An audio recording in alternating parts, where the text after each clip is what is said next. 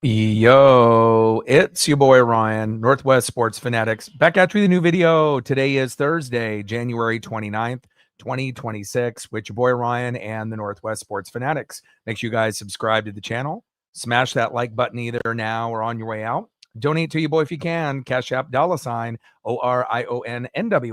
or the YouTube Super Chat right here. We got some NBA action this Thursday evening. The Oklahoma City Thunder versus the Minnesota Timberwolves. Tip-off is going to be here in just a couple minutes. So let's cue up the music, take a look at the thumb, and let's get settled in for some NBA action this Thursday evening. Let's get it. Bang.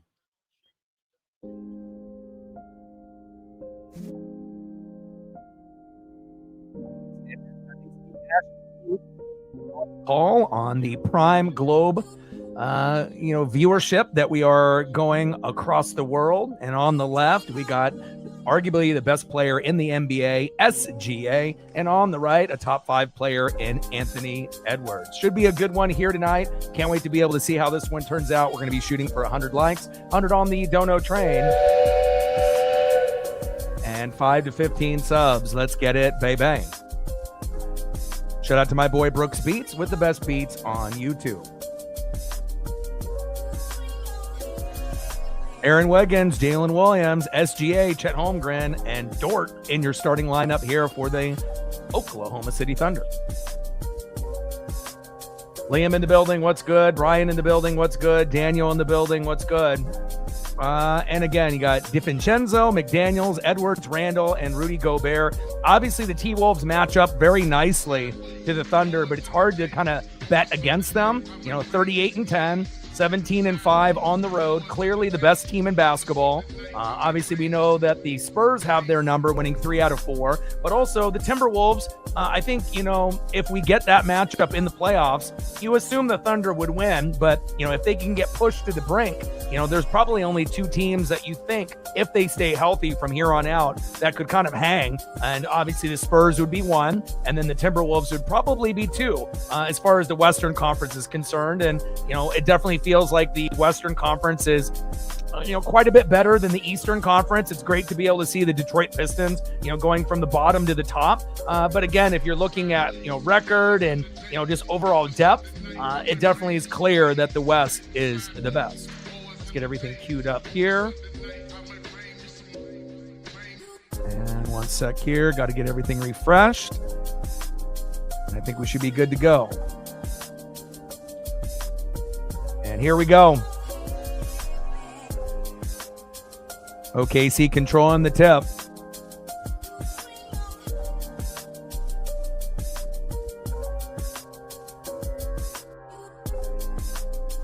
Early turnover there. Aaron Wiggins losing the ball. DiVincenzo with the steal. Nice bucket. Anthony Edwards getting it started early.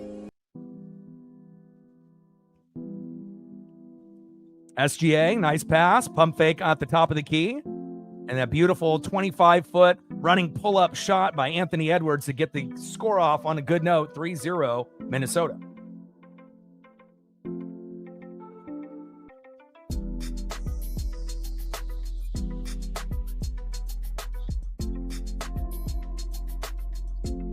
Randall misses a 26-foot three-point jumper. Jalen Williams with the defensive rebound. Little helter-skelter here by the Thunder.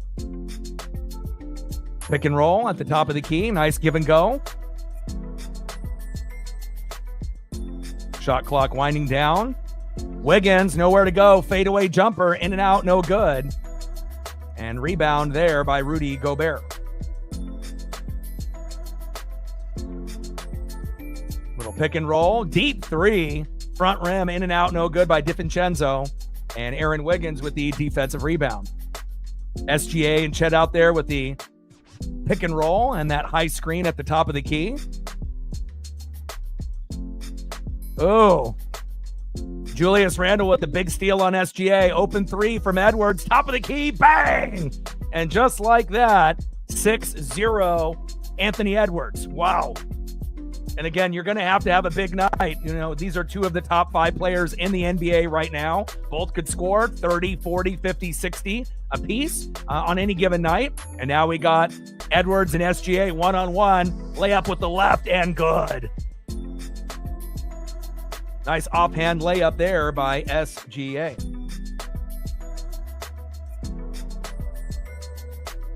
Beautiful driving layup by SGA. Julius Randle at the top of the key. Pulls up for a jumper. Front rim, in and out, no good. And that's going to be an SGA shooting foul.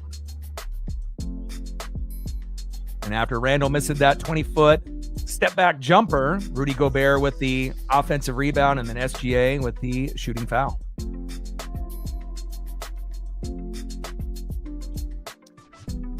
First free throw for Rudy Gobert is good. Early 7-2 lead here for Minnesota. Global broadcast here on Prime. Hope everyone is having a fantastic Thursday.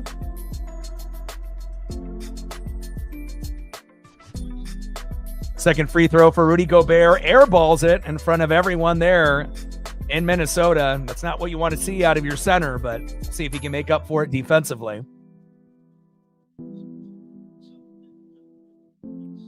SGA bringing the ball down the court. And you're definitely going to get a number of defenders that are going to match up on SGA. Nice pass into the corner. Dort, 23-foot jumper missed. Corner 3. Jaden McDaniels with the rebound. DiVincenzo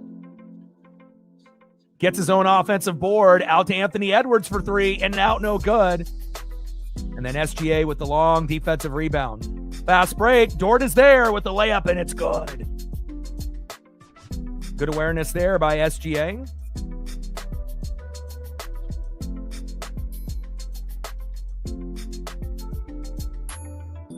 Alley-oop. Attempt to Rudy Gobert, a little high. McDaniels for 3 in the corner, and good. Wow. And again, Minnesota has to start, on fire, not only in the first quarter, but late in the game. And again, fantastic start here for Minnesota, up 10-4. SGA working one-on-one with Randle. Gets fouled, no call. Edwards with the rebound. Marine Bean in the building, what's good? Alley-oop to Gobert, poked away by Chet Holmgren. And Williams there with the rebound. SGA at the top of the key. Now they're trying to slow it down just a little bit. Chet, one-on-one. Nice pump fake there on Rudy Gobert. Kicks it out for 3. Wiggins decides to go with the alley-oop right back to Chet Holmgren, and it's good. Nice play there by the Thunder. Cutting into the lead now, 10-6. And again, when you get 2 of the top, 5 players in the NBA playing, and SGA being potentially 1, and Edwards being a top 5 player, it's must-see TV. Nice rebound there by Jalen Williams. After the DiVincenzo 23-foot jumper missing pretty badly at most. SGA at the top of the key. Trying to find a little bit of rhythm here early. Rudy Gobert on the switch. Step back 3. Front rim, in and out, no good. Julius Randle with the defensive board. And again, they do match up very well with Randle, Gobert, and Anthony Edwards. They got a very strong big 3. Nice pass. And poked away at the last minute by DiVincenzo. A lot of crazy action here early, a frenetic pace. Like, sub, donate, comment, share. If you haven't smashed that like button yet, please do. Help us get to 100 likes, 100 on that dono train. And 5 to 15 subs. Let's get it, baby. 10-6 lead here for Minnesota early. Dort, rejected from behind, gets his own offensive board. Williams for 3, in and out, no good. Rudy Gobert with the defensive rebound. And DiVincenzo passes it back up to Julius Randle. 2-man game with Randle and Gobert. Jaden McDaniels, big 3, bang! And Jaden McDaniels, 27-foot three-point jumper with Rudy Gobert there. Nice 2-man game, and that's going to be a Thunder full timeout.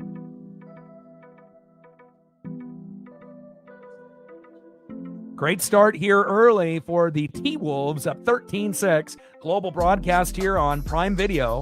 6:45 left in the first quarter, 13-6 Minnesota. McDaniels was 6, Anthony Edwards was 6, and then Holmgren, SGA, and Dort with just 2 apiece.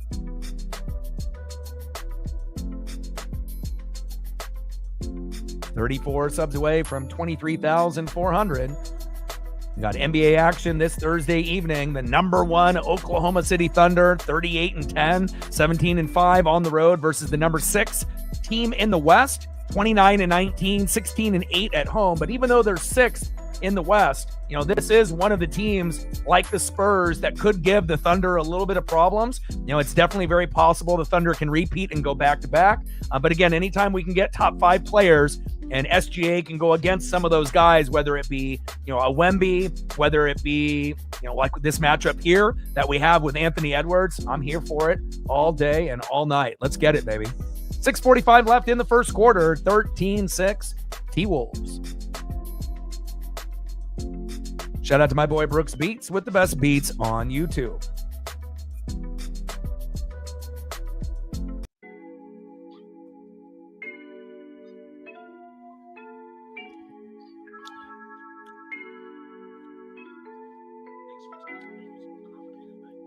And then as far as streams coming up on the channel, obviously as we're kind of transitioning to the end of football season, so that's going to mean we're going to have a little bit more room to do NBA, NHL, WWE, NASCAR. So they probably won't be a stream tomorrow, even though I probably will watch the Pistons and the Warriors tomorrow night.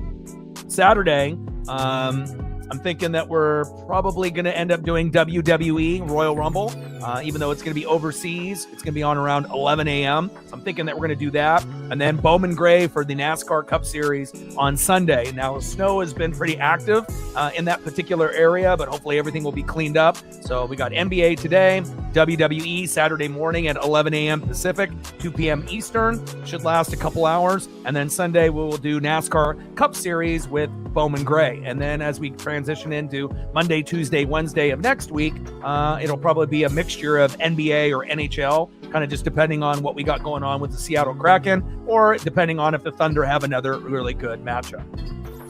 Just waiting for the commercial break to end here, and a nice 13-6 lead for Minnesota.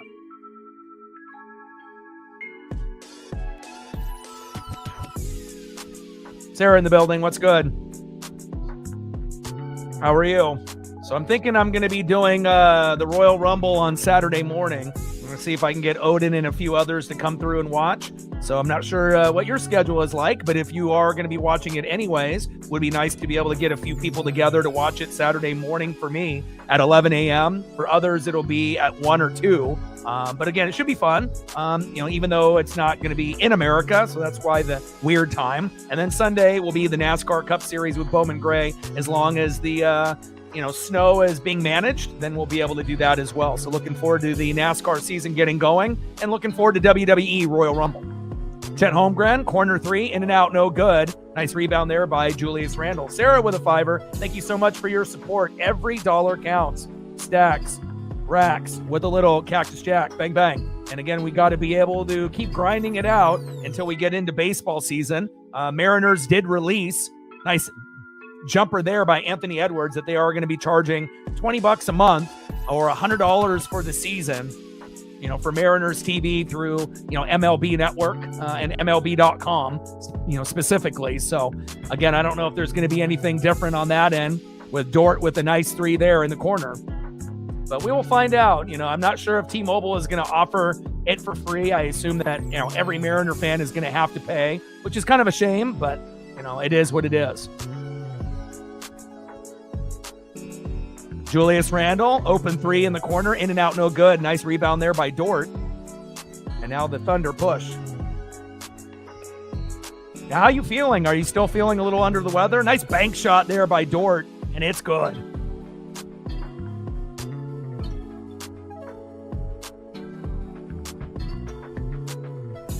Or that was Cason Wallace, excuse me.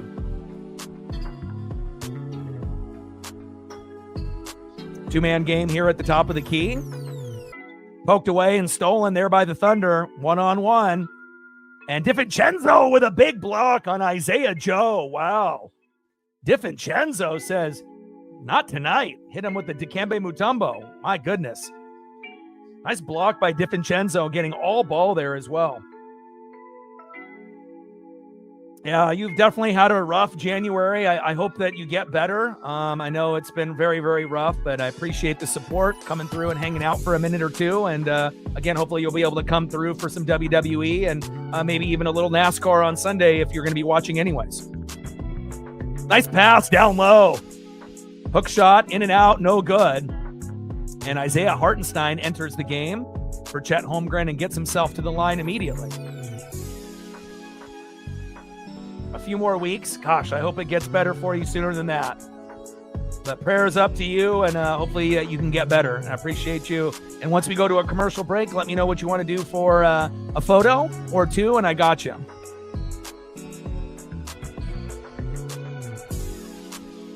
Jalen Clark with that shooting foul. Still waiting on Conley to come back, and that really makes their team that much better. With Julius Randle, Rudy Gobert, Anthony Edwards, and Conley. Hartenstein. Free throw is good. 15-13 T-Wolves. 7-0 run there by the Thunder in the last minute. Ooh, nice pass to Gobert. Rudy going up big, swinging an elbow. Nice layup with the left by Rudy Gobert. Tyler Warren. Okay, I got you. Cason Wallace, open shot, front rim, in and out, no good. Nice rebound there by Dort.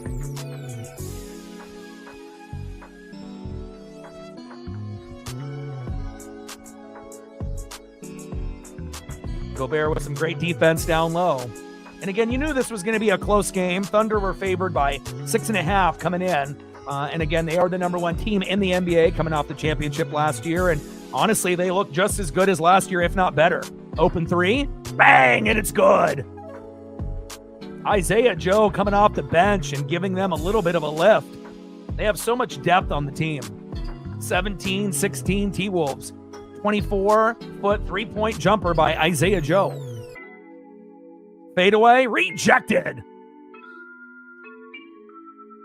Cason Wallace blocks Bones Highland. 6-foot turnaround jump shot. Nice pass down low, Gobert.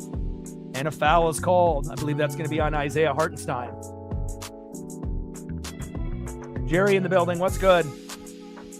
Yeah, I think a lot of the coaching hires are a little suspect, and obviously they're, waiting for Kubiak, to finish the, complete run in the Super Bowl. And then obviously he'll be able to get a coaching job. But again, not very many jobs that are left that are that desirable. And I can't wait for Todd Bowles to get fired next year. And hopefully we can get Mike Tomlin to end up joining the team. So I know there's going to be quite a few people that will be looking for Tomlin's services, but Tomlin did end up being an assistant coach, back in the day for Tampa. So I know he has ties there. So that's what I'm really hoping for. And we mentioned that here on the stream a couple years ago.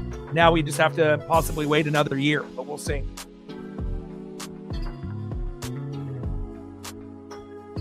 And Rudy Gobert at the line. Makes that first free throw. Usually ends up kind of sputtering out on the second one. Second one, though, is good. Gets a nice swish on that. McDermott and Tomlin, yeah, I agree.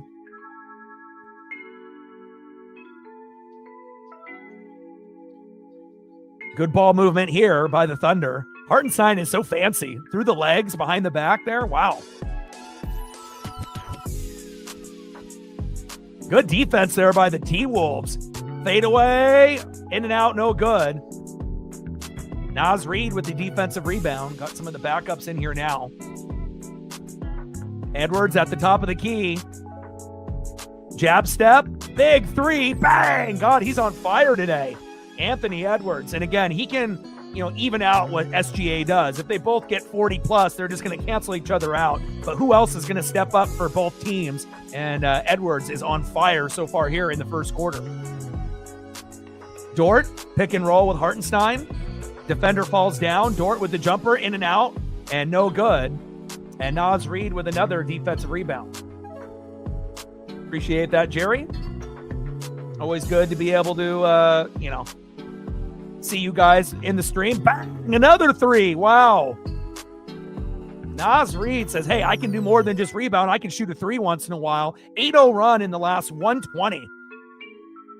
25-16. And you don't see the Thunder get bullied that often. And then a reach-in foul there on Isaiah Hartenstein. And Bones Highland and Hartenstein getting a little chippy here.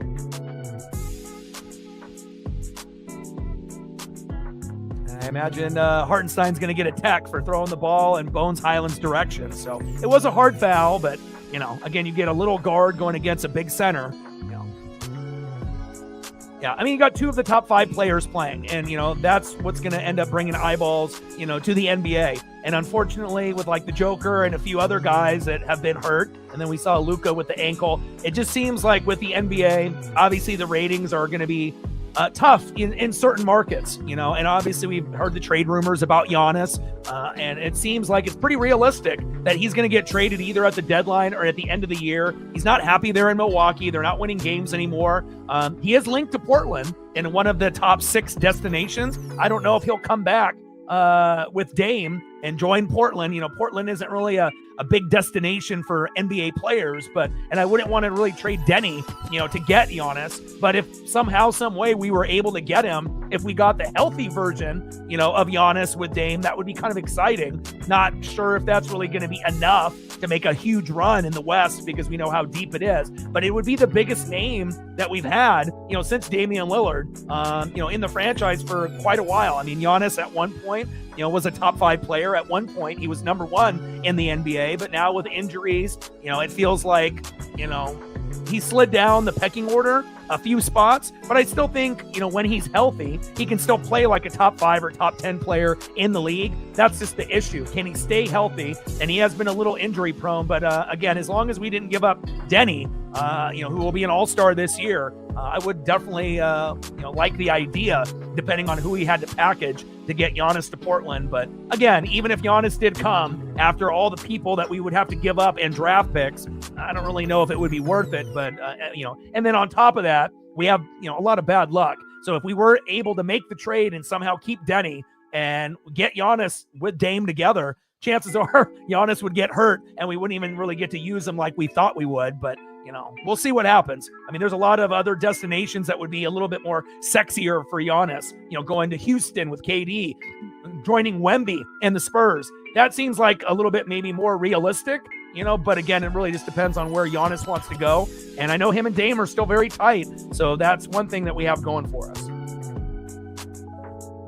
Man. I don't know. I'm not really too sure what the Final Four in the men's and women's in the Rumble is going to be. I did see that Ciampa debuted in AEW, and that's good for him. Again, for one company's trash, you can be, a treasure, somewhere else. And sometimes when you have too many wrestlers and you don't have enough TV time, sometimes guys get left in the dust. And I think it's a good fit for Ciampa. He never was really going to get that push, besides the Gargano feud that we had in NXT, which is actually one of the best feuds that WWE/NXT ever had. But again, his personality fits great, over there. And again, at the end of the day, these guys just want to be able to have somewhere where they can work. Yeah, me too. I want to be able to get more AEW and more WWE in. So again, we probably won't be streaming tomorrow, but I will watch Pistons and the Warriors tomorrow night. And then Saturday morning, we'll do WWE Royal Rumble at 11 a.m. Pacific. And then Sunday, we'll do NASCAR Cup Series with Bowman Gray with my boy Chase Elliott, who won it last year. Hopefully he'll be able to do the same. And again, we know with NASCAR and Hendrick Motorsports, Chase used to be the guy, but it kind of feels like Byron and Larson have surpassed him. Chase is still better than Alex Bowman, but again, the pecking order has definitely changed. And I know he can get top 5 and top 10s, but I need Chase to be able to get, 2, 3, 4, 5 wins rather than just 1 or 2. Edwards with the technical, and it is good. And again, this is one of the very few games throughout the season where we've seen the Thunder down in the first quarter. 26-16, and again, I think out of all the teams in the West, the Spurs and the T-Wolves are the best matchups against the Thunder. Spurs have won 3 out of 4, and the T-Wolves match up very, very well. Now Hartenstein going to the line. And that one banks in and rolls in by Hartenstein. Free throw is good.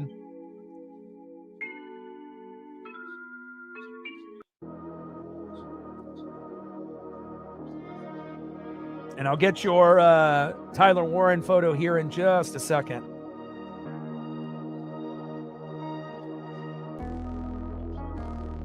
(26-18) T-Wolves with an 8-point lead. Very entertaining here first quarter. Hartenstein going 2 for 2 from the line. Edwards at the top of the key. Pump fake, up and under. Nice pass to Gobert with the dunk and the flush. Beautiful vision by Ant. And again, when you get 2 top 5 players going at it, on top of the, having Rudy Gobert and Julius Randle, and then you got Chet Holmgren with SGA and a bunch of great role players, it definitely makes for a great NBA game, which we don't really have too many great matchups anymore. But I do like the broadcast on Prime. I think that's one good thing that the NBA did. Obviously, the boys on TNT getting moved to ESPN is a disaster. They don't even, show them on TV with Kenny the Jet Smith and Ernie and Shaq and Charles Barkley, but, it is what it is. And a deep three there by Bones Highland is good. Jaden McDaniels there with the assist. Hartenstein with the left and one. It's good. Beautiful pass there by SGA. And now we have a 31-20 T-Wolves lead, and Hartenstein is going to go to the line. TJ in the building, what's good?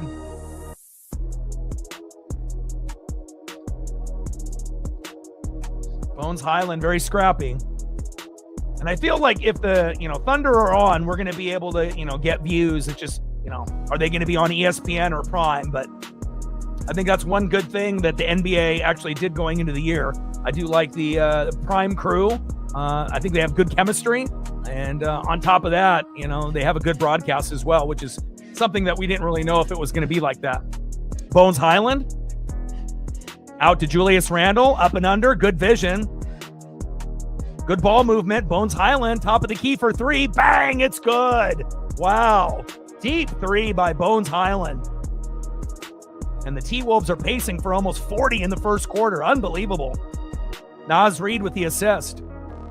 Cason Wallace. Open 3, in and out, no good. Jaden McDaniels with the defensive rebound. 17-4 run in the last 3 minutes. Big travel there by Anthony Edwards, no call with the left-handed layup. And intercepted by Julius Randle. Let's see if they decide to pull it back and hold for almost the last shot. They're not going to be able to eat up the whole 24-second shot clock, but they're going to leave it with a few seconds. Edwards, jab step, good ball movement. Bones Highland for 3. In and out, no good. All right, we got the last 10 seconds left here in the first quarter. Nice pass. Oh, what a layup. Great vision there by SGA with the assist. Williams with that nice layup. Clock winding down. Julius Randle for 3. And it is no good. What an entertaining first quarter. End of the first quarter, 34-22 T-Wolves. And again, this is going to be one of very few games where the Thunder are down at any given point in the game, let alone the first quarter. Yeah, they're on the road, but they're still favored by 6.5 on the Vegas line. And again, the T-Wolves, as long as Edwards, Julius Randle, and Gobert do their job, it'll be up to SGA, Chet, and their role players to do the same. But a great first quarter for Minnesota, 12-point lead, 34-22 T-Wolves. Yeah, the only thing about the Pro Bowl, that I don't like is like when you end up getting guys in there that don't deserve it, like Shedeur Sanders. There's no, and I get it. A lot of the other guys are injured or they're in the big game, or they're not available, like Josh Allen and a few others. But there is no reason that Shedeur Sanders should have made the Pro Bowl over like Trevor Lawrence and a few of the other guys that were available. So I don't really know what that's all about. But, again, the All-Pro, that kind of means something, but again, these, Pro Bowl nods, I mean, some of them are legit, but some of them, to me, definitely are not. It's just kind of like, well, we're just going to hand the award to, whatever reasoning that they have, whatever bias they have or connection. But there's no way in hell Shedeur Sanders ever, should be in there, as far as consideration for a Pro Bowl. But I guess that's where we're at. Let me see if I can get you your Tyler Warren here real quick. Appreciate you. His Pro Bowl nod is definitely acceptable.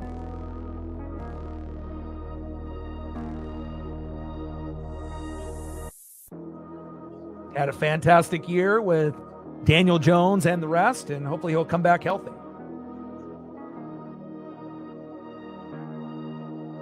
End of the first quarter, 34-22, T-Wolves.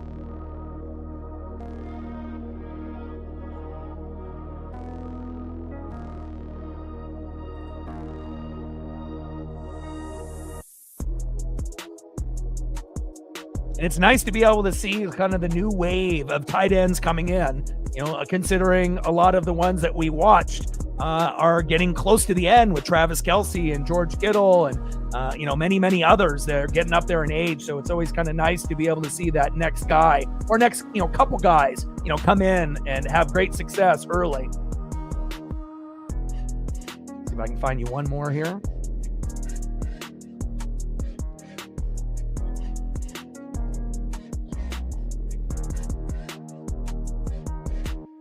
I'll see if I can get you a Penn State one as well.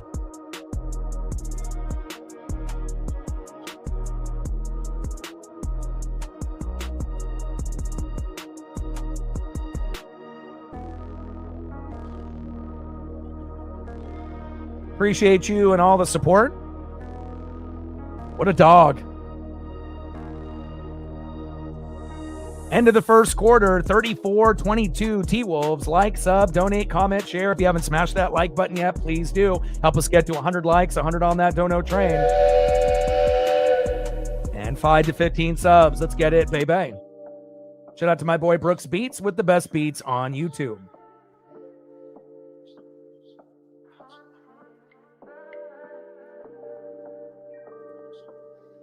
Nice. You got the Warren for Christmas? Heck yeah. All right, here we go. Beginning of the second quarter. Julius Randle. Jab step. Jumper is good.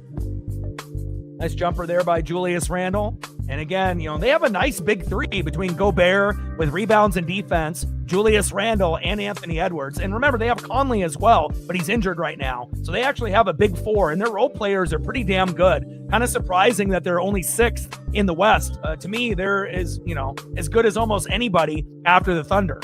We know the Spurs are right behind them, but I really like what Minnesota has on their roster this year.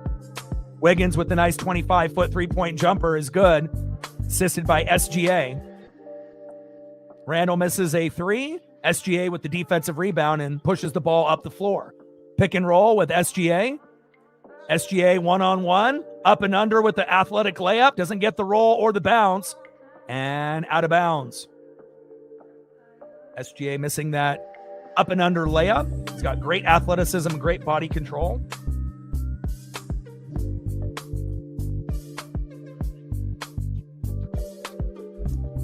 DiVincenzo with the miss. Williams with the defensive rebound. And now you assume that the Thunder will definitely be able to, get a little run going. Oh, DiVincenzo with the steal. Fast break for Julius Randle and the flush. Great assist by DiVincenzo. He's got, great awareness, offensively and great awareness defensively for being a smaller player in the NBA. Big dunk there. DiVincenzo can't catch up that time. 38-27, Minnesota. Yeah, you definitely want to have a better backup, than AR at this point. Sometimes it works out, sometimes it doesn't, but a beautiful dunk there by Cason Wallace on the previous play. DiVincenzo, jumper, banks it in, and it's good. I don't think he called that, though. 18-foot bank shot by DiVincenzo. Williams, in and out, no good. Naz Reid with the defensive rebound. Randall.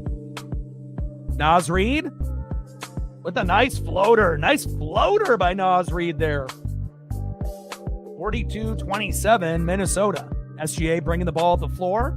See what kind of two-man game that they have here. Julius Randle with the previous play's assist. SGA, wide open jumper, is good. 13-footer. Nice jumper there by SGA. Naz Reid at the top of the key. Julius Randle Two-man game here. Oh, Bones Highland lost the ball. Cason Wallace with the steal. And then Highland gets it right back. DiVincenzo. And Jaden McDaniels bang for a three in the corner. DiVincenzo with the assist. T-Wolves playing flawless here today.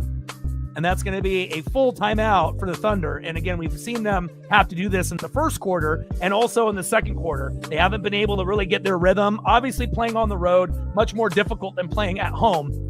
But again, I'm very impressed, with Minnesota not being afraid. When you watch, Minnesota play the Thunder or KD and the Rockets or Wemby and the Spurs, they're not afraid. They know the Thunder are the best team, in the league. They're 38-10. They're 17-5 on the road. But if you end up having a top 5 player in the league or even a top 10, because obviously we probably assume at this point KD is no longer top 5, but still plays like a top 10 player most of the nights. And again, if you can end up having good defense and you can out-rebound the Thunder and you can have, some good fast break points, again, you have a chance. And right now, 45-29, Minnesota with a early 16-point lead in the first half. SGA will get his. It's just one of those games where, it started off with a couple threes right out of the gate there for Anthony Edwards. And again, it's just going to take a little bit of time for him to get going. He's only taken 5 shots. He does have 3 rebounds and 4 assists. So he is trying to be a facilitator right now. Only has 1 foul. 4 points is definitely less than you would assume at this point. But again, there will be a point, either the rest of the second quarter or in the second half where he should be able to get himself somewhere between, 20 and 35 points. And again, we've seen SGA go off and score like 16 straight numerous times throughout the season. So again, it's just kind of a matter of time, but you also have to give the Timberwolves a lot of credit. They're not really missing a whole lot of shots. They're making it extra difficult for Oklahoma City. And again, not a whole open look for SGA. He's only taken 5 shots, 2 for 5 with 4 points, 3 rebounds and 4 assists. But I assume that number will get much higher as we end up going further here into the first half. Yeah, I like Wemby too. Wemby's exciting. He had a great night yesterday against KD and the Rockets where I was contemplating doing that game. But unfortunately, if SGA and the Thunder are playing, people are interested. But if it's anybody really other than the Thunder, it's kind of like a crapshoot, and whatnot. So sometimes, people may be interested, others not so much. And I ended up tuning in a little bit. And anytime Wemby is on, it's a freak of nature. We haven't really seen someone that tall dribble the way that he does, like a guard, be able to extend his arms and do crazy dunks and blocks for a player that size we've never really seen before. Again, we've seen a lot of tall guys, but a little loppy. With him, he's got athleticism through the roof. And again, he hasn't even hit his peak or his prime just yet. So, there are a few bright spots in the NBA. Obviously, NBA on TNT was one of the best things about the NBA. Ended up getting bought out, went to ESPN, and they've only been on TV like 3 or 4 times since the season started, which is terrible. That's what really made TNT great, where they can kind of just bullshit for an hour and, go over the highlights, joke around, but they're not allowed to do that at ESPN. And again, I feel like ESPN doesn't know what they're doing. They think they know what they're doing, but they haven't had great ratings, since Stuart Scott was on, on SportsCenter when they were the only organization that had highlights. Now many outlets do. And again, if you're looking at a lot of the people that are employed by ESPN, I think that speaks for itself. It'll never be what it was. And again, we can just hope that it'll get better. But yeah, beggars can't be choosers, I guess. But it doesn't look very good for long term for ESPN. Isaiah Joe missing that 3, and that goes out of bounds. 8:33 left here in the second quarter. 45-29 T-Wolves. Yeah, I can't wait for baseball to get back and going. Not really excited about having to pay $20 a month to watch the Mariners instead of having it free on Root Sports through cable. But again, $100 for the season, $20 a month, which I figured that's what the cost would be. And, I'm going to have to pay it. So, especially if I'm going to be the voice of the Mariners. Ball gets poked out of bounds. Naz Reid. Little 2-man game here. Poked out of bounds. T-Wolves ball. Yeah, I like that Kershaw. And, Joey Votto is definitely a talker. And again, Kershaw should be able to get that deal done. And I'm actually looking forward to, what they're going to be able to bring on the NBC side. Julius Randle, and shot clock violation as he goes to the top of the backboard instead of the rim. But again, Bob Costas, I believe, is going to be coming back and doing some of the games. I think he's got a great voice, a very iconic voice. And I actually am looking forward to some of the MLB broadcasts on that particular network. 5 turnovers for the T-Wolves, 6 for the Thunder. SGA, down low, reach in foul.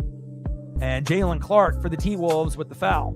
7:59 left in the second quarter, 45-29 T-Wolves. Global broadcast here on Prime if you want to watch along.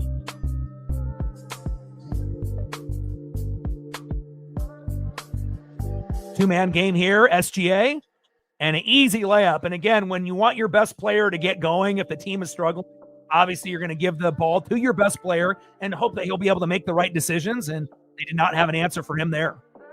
Jumper, in and out, no good by Daniels. Fast break here with SGA.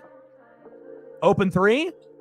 Bang, it's good. Great assist there by SGA to Isaiah Joe. 24-foot three-point jumper is good. Julius Randle with authority and one. Wow. Randle's got that athleticism. And we got a Thunder player down. Who is that? Oh, it's Isaiah Joe. He's down. He might have taken a knee. Knee to a knee or knee to the groin. Let's see. And when Julius Randle comes, with authority, to make that big layup or dunk, you better get in his face or get the hell out of the way. And he takes a knee to the groin. Oh, I hope he's all right. Not intentional, I don't believe, by Randle. I don't think he's really a dirty player there. 47-34. And we're going to get a challenge to see if it's an offensive foul with the knee to the groin on Isaiah Joe from Julius Randle, and that's going to be a Thunder full timeout. Yeah, T-Wolves definitely came to play, and I knew that they would. That's why I ended up doing this game here tonight. I had a feeling, when the Thunder are on, you already assume they're going to win.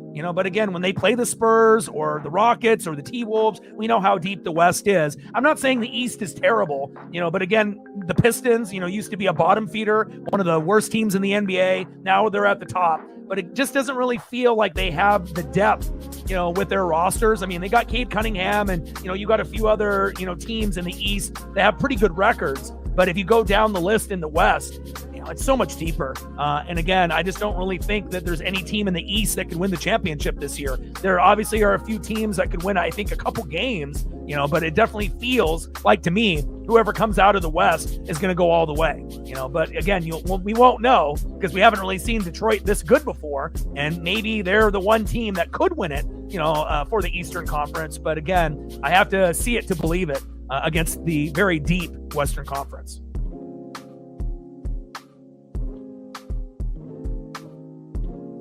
Like, sub, donate, comment, share. If you haven't smashed that like button yet, please do. Help us get to 100 likes, 100 on that dono train.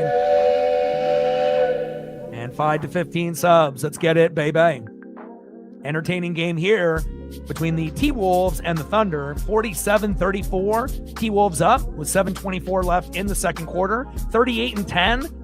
17-5 on the road for the Thunder, number 1 in the NBA. 29-19, 16-8 at home, number 6 in the West. And obviously, when they get Conley back, again, the T-Wolves, even though they might be the 6th best record, they play like they're the 2nd best team in the West, right there with the Spurs. And again, once they get Conley back, I assume as long as he doesn't get, injured again, that could help them climb the standings, so to speak.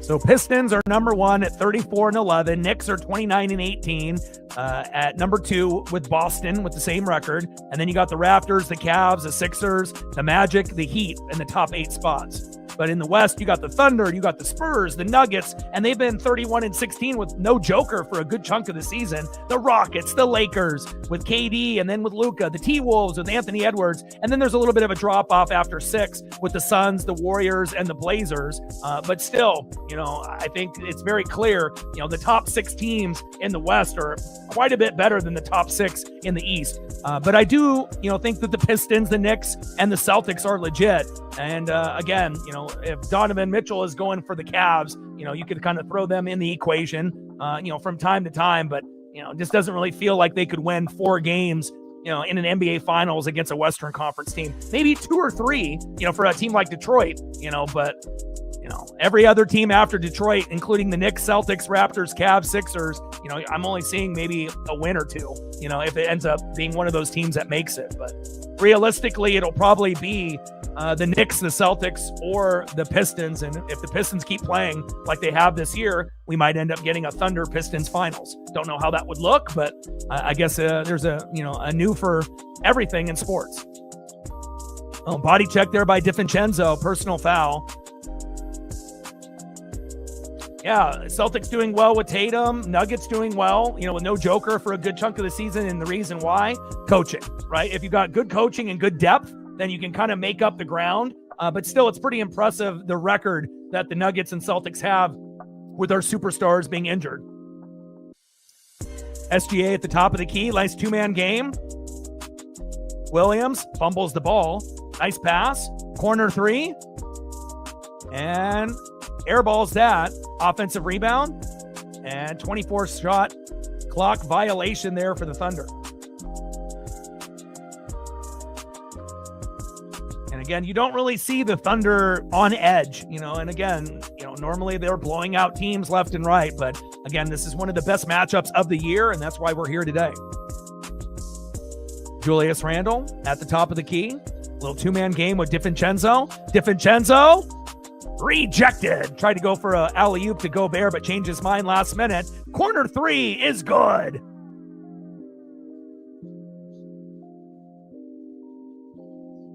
Jalen Clark with that corner 3. DiVincenzo with the assist. And looks like a reach-in foul on SGA. Wolves are wolving hard. They're making it fun, though, right? Again, you don't really see the number 1 team in anything get pushed around in sports often. But again, this T-Wolves team is much better than 6th. They play like they're the second best team in the West. And even though, the Spurs have that spot, I definitely think the T-Wolves could climb up to 2 or 3 before the season is over. But we do know how competitive it is in the West. You got, the Thunder with SGA, Wemby with the Spurs, Joker with the Nuggets once he comes back, KD and the Rockets, Luka and the Lakers, and then you got Anthony Edwards here with Julius Randle, Rudy Gobert on top of Mike Conley. And that's why I like the T-Wolves so much, because they actually have defensive guys, with Randle and Conley and Gobert to match, what you're going to get with Edwards, and he's going to give you what SGA gives you, that unpredictability and, and the ability to have really nobody guard you. Just like with Luka and KD and every other team that's in the top 6 in the West, they all have at least one guy that's almost unguardable. Same thing with the Joker once he ends up being fully healthy. DiVincenzo at the top of the key. SGA makes both free throws. DiVincenzo, open 3, in and out, no good. T-Wolves with their off rebound. Jaden McDaniels. Oh, big dunk there by Rudy Gobert. Cleans up the glass. Beautiful. Nice dunk there by Rudy Gobert. Jaden McDaniels with the assist. SGA with the layup. Rejected. Jaden McDaniels with the big block. Oh, getting a little sloppy. SGA with the steal. 3-on-1. Ooh, good defense there, SGA. And there we go. 15-foot jumper. Isaiah Joe with the assist. And again, they just need to try to cut into this lead and get down by 10 at half. If they can do that, they'll be in business in the second half. And we know the Thunder make great adjustments in the second half. Edwards at the top of the key. DiVincenzo. Big 3, in and out, no good. Chet Holmgren with the rebound and walks it up the floor. They got to get Chet going. DiVincenzo on SGA, pokes it away. SGA not getting a whole lot of calls here on the road. And DiVincenzo all over him, and the crowd stands up. Wow. Standing ovation for DiVincenzo. I mean, he is all over SGA. And again, you don't see SGA get bullied that often.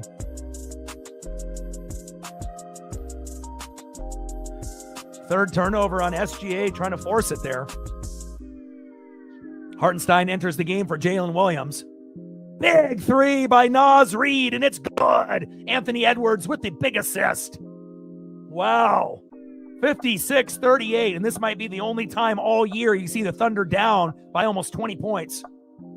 And SGA gets a nice layup with contact, but no foul. 56-40, T-Wolves. Edwards. Three is in and out, no good. And Isaiah Joe with the defensive rebound. Chet Holmgren with a pick and roll. Isaiah Joe, open three. Not sure if that's really the player you want shooting in that spot. Hartenstein with the loose ball. Kick it out. And Joe tripped up there by Naz Reid.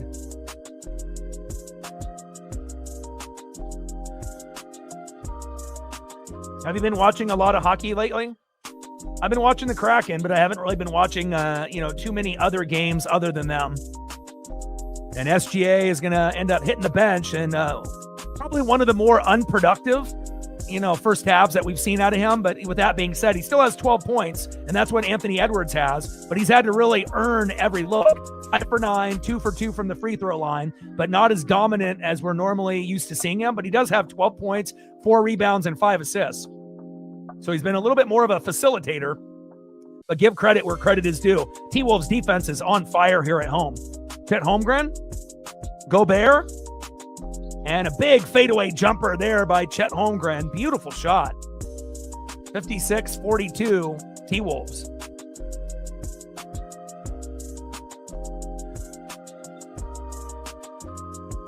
Good ball movement here by the T-Wolves. Corner three, whistle is blown. And it looks like it's an offensive foul on Rudy Gobert. Turnover, Minnesota.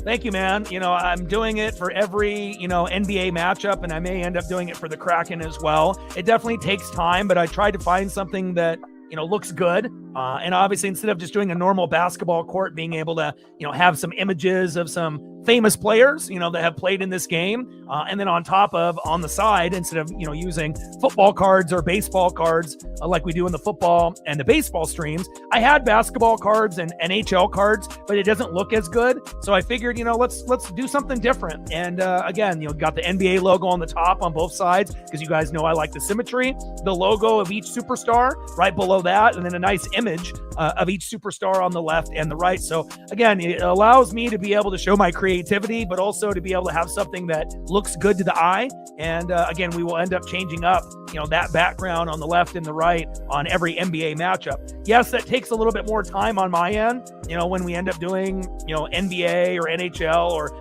even maybe NASCAR or WWE. But I feel that if you put in the time and the energy and it's aesthetically pleasing and it looks good, put in the effort. So it's like, not only do I got to make a thumbnail, I got to do this as well, but I do have a template saved, for at least the NBA. So I only have to do the logos and the players, but I think it looks clean. I've always tried to, make it not only look good for me, but look good for you guys, the fans. And I'm very happy on the way that it turned out. It did take me about an hour to be able to get an Anthony Edwards image. And I usually will typically use the same image that I have on the thumbnail on, obviously the stream itself. But I think the thumbnail turned out fantastic. And I think that the actual overall look, as far as the background, looks pretty dope as well. 3:54 left here in the second quarter. 56-42 T-Wolves. And again, as football obviously has come to an end for college football, congratulations to the Hoosiers on winning the Natty over Miami. We're 2 weeks away from the Super Bowl, so this is the time where we have to grind it out with the NBA, the NHL, WWE, and NASCAR. And then once we get into MLB in March, we'll be doing the Mariners every day for the whole season. So I'm definitely looking forward to that. But until we get to that point, we're still going to need support, from the fans to be able to get to that point. So hopefully we'll be able to get the support that we need to continue the grind. Coach is challenged, and that call is overturned. And the T-Wolves retain their timeout.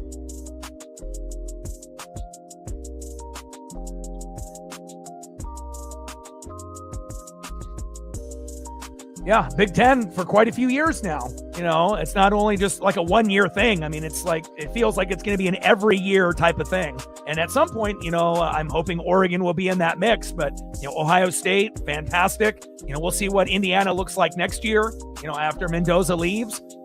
We'll see if some of the, other teams can rebound, like Oregon and Michigan, and definitely excited to see what happens. And even your Iowa Hawkeyes, they're never out of the mix in the Big Ten. They may not be the top dog or in the top 2 or 3, but they're definitely in that next tier of, teams. And usually they're the best team in that second tier. Big three. And that's exactly what the Thunder needed there. 5 for 16 from deep for the Thunder, and that's why they're down. Aaron Wiggins steps up and makes that 25-foot 3-point jumper. Big three, front rim, in and out, no good by Minnesota. Naz Reid got to get a better look there. Bones Highland with the offensive rebound. No, they're getting chippy out there with Hartenstein and Gobert. This is going to turn into a fight in the second half if they don't clean this up.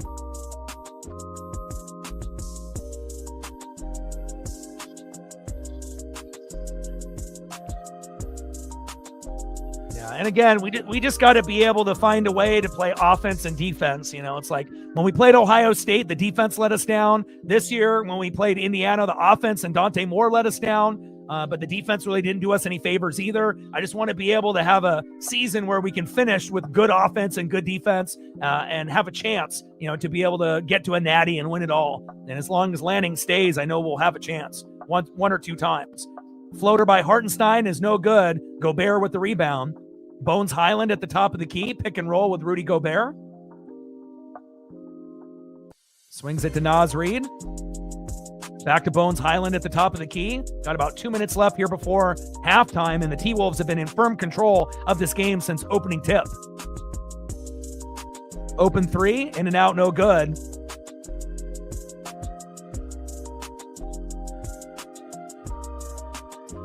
Naz Reid misses another putback. Jump shot there. Reid be shooting from deep almost every single opportunity. Edwards, double team down low. Naz Reid with the pump fake. There it is. Yeah, and plus Dante Moore, after that shitty performance, against Indiana, it's not like he would have been picked number 2 or number 3 overall compared to if he had a great game or if they would have won it all. Then he would have been picked number 2 if he would decided to come out. So sometimes guys are just not ready and they need more playing time. If you got less than 20 starts, you got to come back. And if you get closer to 30, 30 to, 35, if you can, play that long and still be the starter, that's usually more of the sweet spot. Thunder going to the line. Chet Holmgren.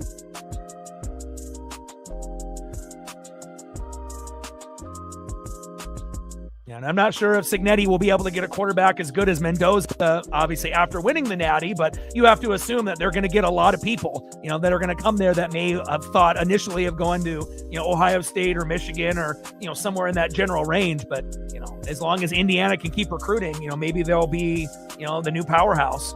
But we will find out next year. Holmgren with the first free throw is good.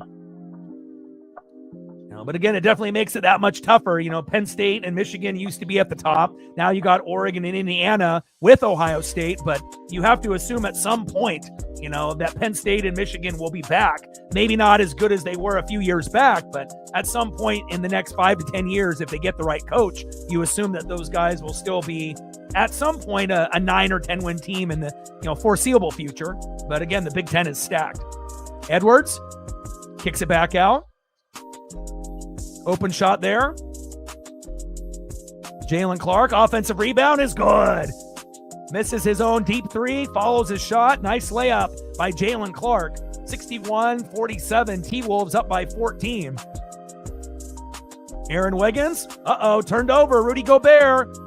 Jalen Clark with the layup. It's good. Bucket after bucket after bucket. We got buckets, baby. My goodness. I haven't seen the Thunder bullied like this all year.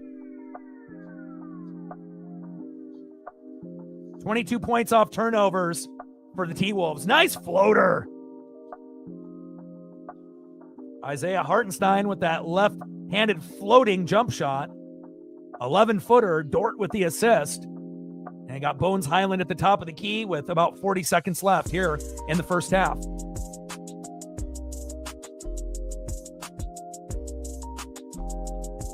Gobert, down low, fade away, he airballs it.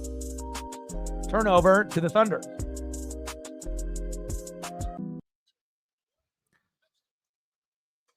Chet with the offensive rebound, poked away, no good.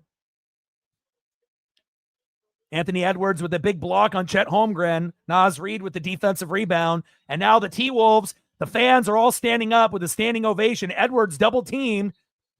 Ooh. And Edwards with an elbow to Dort. And that's an offensive foul. Hopefully he's okay. Looks like he took it on the face or the chin there.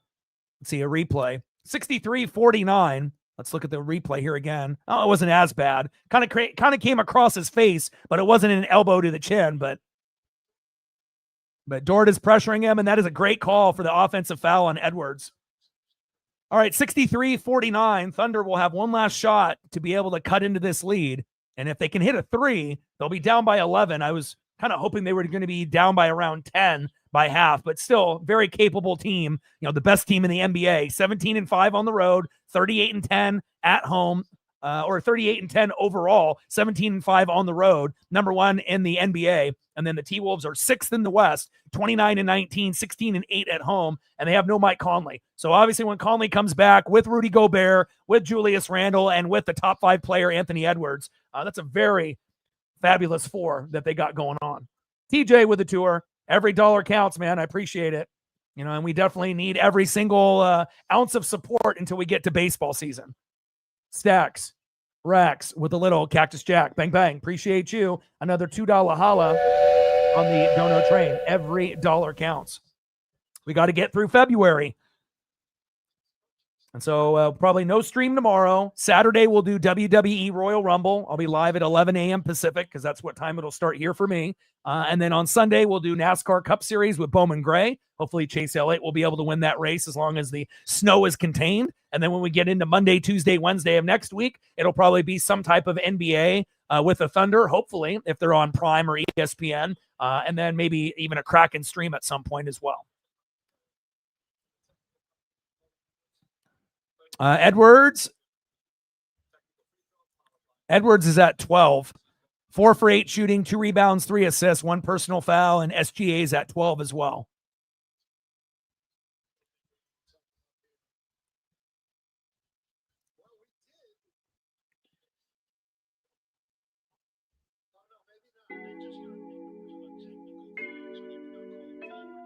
So no flagrant foul.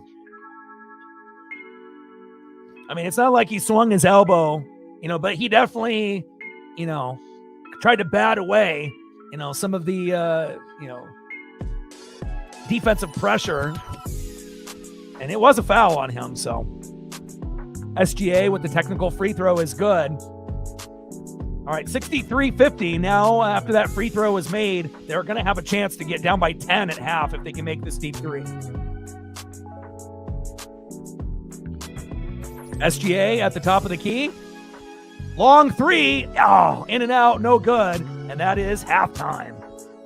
63-50. T-Wolves up by 13 in a very entertaining first half here. And again, we don't have too many NBA games that are like this where we have 2 top 5 players going at it. But again, that's why we're here tonight. What do you want to do photo-wise, TJ? Sarah, TJ, let me know what you guys are looking at photo-wise, and I'll get you.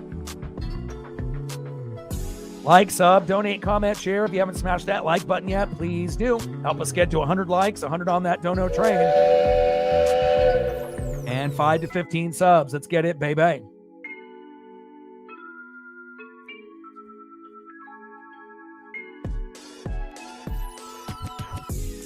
And I do like the Prime broadcast overall.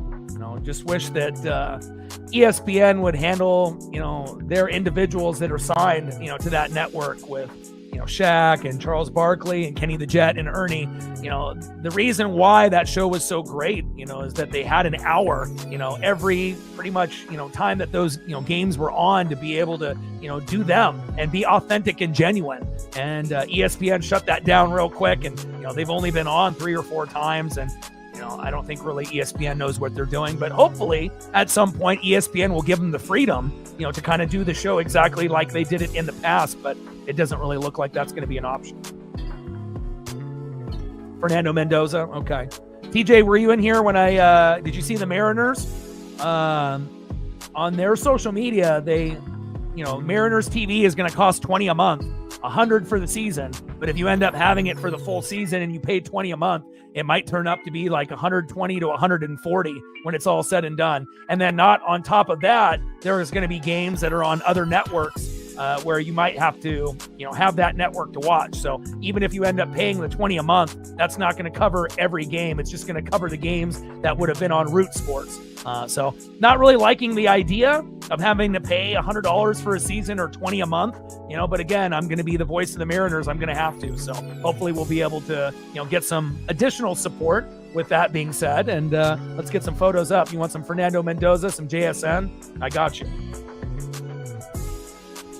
Gary Payton, I got you. All right, so we first started it off with Sarah with the Tyler Warren.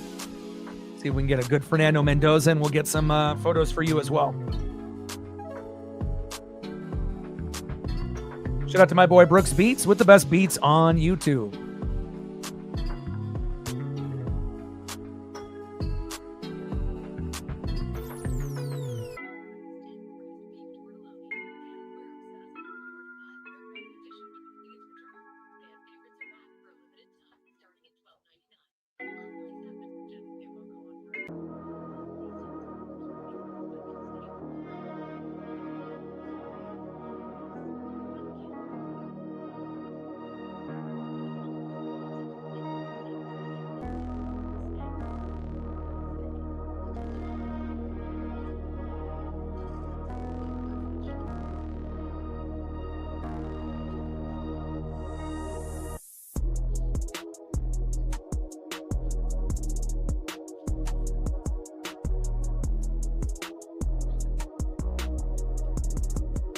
Yeah, I'm going to miss Root Sports, but, obviously once it goes through the MLB. So if you have the MLB app, you'll be able to access, the option to be able to watch the Mariners and whatnot. But I wish it was still on Root, but, they're keeping still a majority of the people a part of the broadcast, but we'll see how that all, kind of turns out once we get into baseball season. And then hopefully they'll have some of those spring training games on, because I want to be able to call some of those games as well, if they're going to be televised. So, but we don't really know a lot of the details just yet, besides the one post, today from the Mariners saying it's going to be $20 a month and $100 for the season. And if you pay the $100, it's going to give you a value of saving $20 to $40 throughout the year, because you got to think March, April, May, June, July. That covers you for 5 months. And then you got August, September, and then obviously October.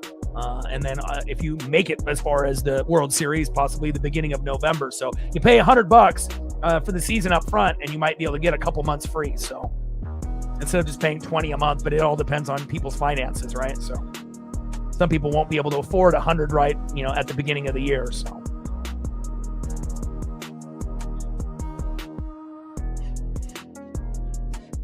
Throw a little JSN up.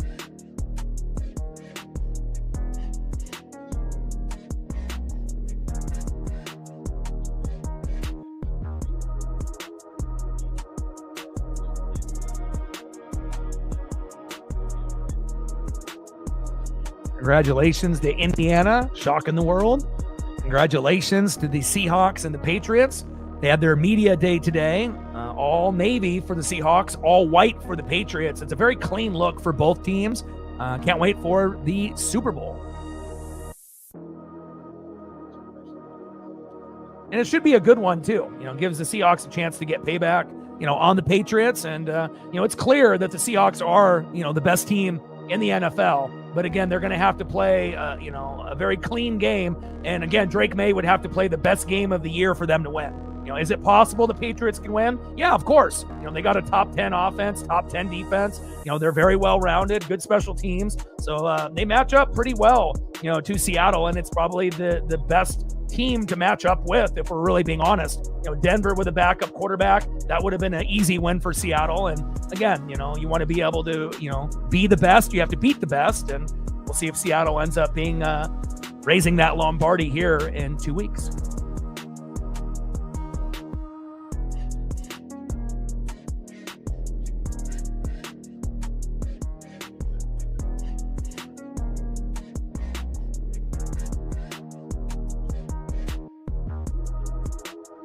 Yeah, OKC with way too many turnovers.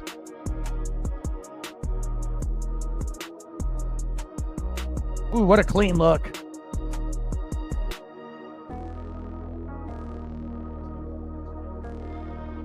I mean, besides the Rams game, that could have been the Super Bowl. Sometimes the NFC Championship game ends up actually being better than the Super Bowl. And that Seahawks-Rams NFC Championship game, hell, every time the Seahawks and the Rams played each other, it felt like it was must-see TV. So hopefully the Patriots will be like the Rams and they'll give the Seahawks all they have. But again, I would love to see Seattle, be champions and represent for the Pacific Northwest. We couldn't get it done with the Mariners this year, but to be able to get the Seahawks, to be champions would be huge. And on top of that, we have to win for Rick Riz. This is Riz's last year, 40 plus years for doing Mariners radio. And again, there's not very many baseball announcers on TV or radio that have done it for 30 or 40 years. And this is Riz's last year doing radio, and he's retiring. So let's win it for Riz. And he even said it himself on the interview yesterday. Let's have the Mariners go to the World Series and win it all. And I know that they're going to be thinking about Riz this year and that extra motivation, and hopefully we can get Gino to come back on the cheap, to give us a little bit more depth. But again, we will definitely have one of the best chances to make a deep run again. Blue Jays will be fantastic. The Dodgers on the National League will be very, very good. And it's very realistic, that it could end up being the Dodgers again. And we understand how good, the Dodgers are. It's going to be almost impossible to beat them in a 7-game series. But with that being said, the Blue Jays almost did it. And I kind of felt like our team was better, but again, we just have to have the pitchers be healthy this year, as well as the positional players. We can't have a Victor Robles injury. We can't have injuries to Wu, and not have him late in the season when we needed him. If Wu was healthy, we win, right? And again, bullpen needs to be better. Can't have injuries to Gilbert and Kirby and Miller. 4 of the 5 starters were injured besides Castillo. We can't have that this year. And that's what makes that season so special. Even with all of the injuries, we were still able, to get to the ALCS and go to Game 7. And, if it was, just that one batter with Bizzardo, and if we were able to get past Springer, I do think that we would have been able to win that game 3-1. I don't think we would have been able to win the World Series, though. I think we would have probably lost in 6 or 7. But it would have been cool to, check that off the bucket list. And, we're the only team in MLB that's never, been to the World Series. And, as long as we keep building with Cal and Julio and everyone else, there should be a good opportunity for us to be able to get that done. All right, what else do we want? You want Gary Payton? I got you. But I'm definitely looking forward to the upcoming season. It's going to be so exciting.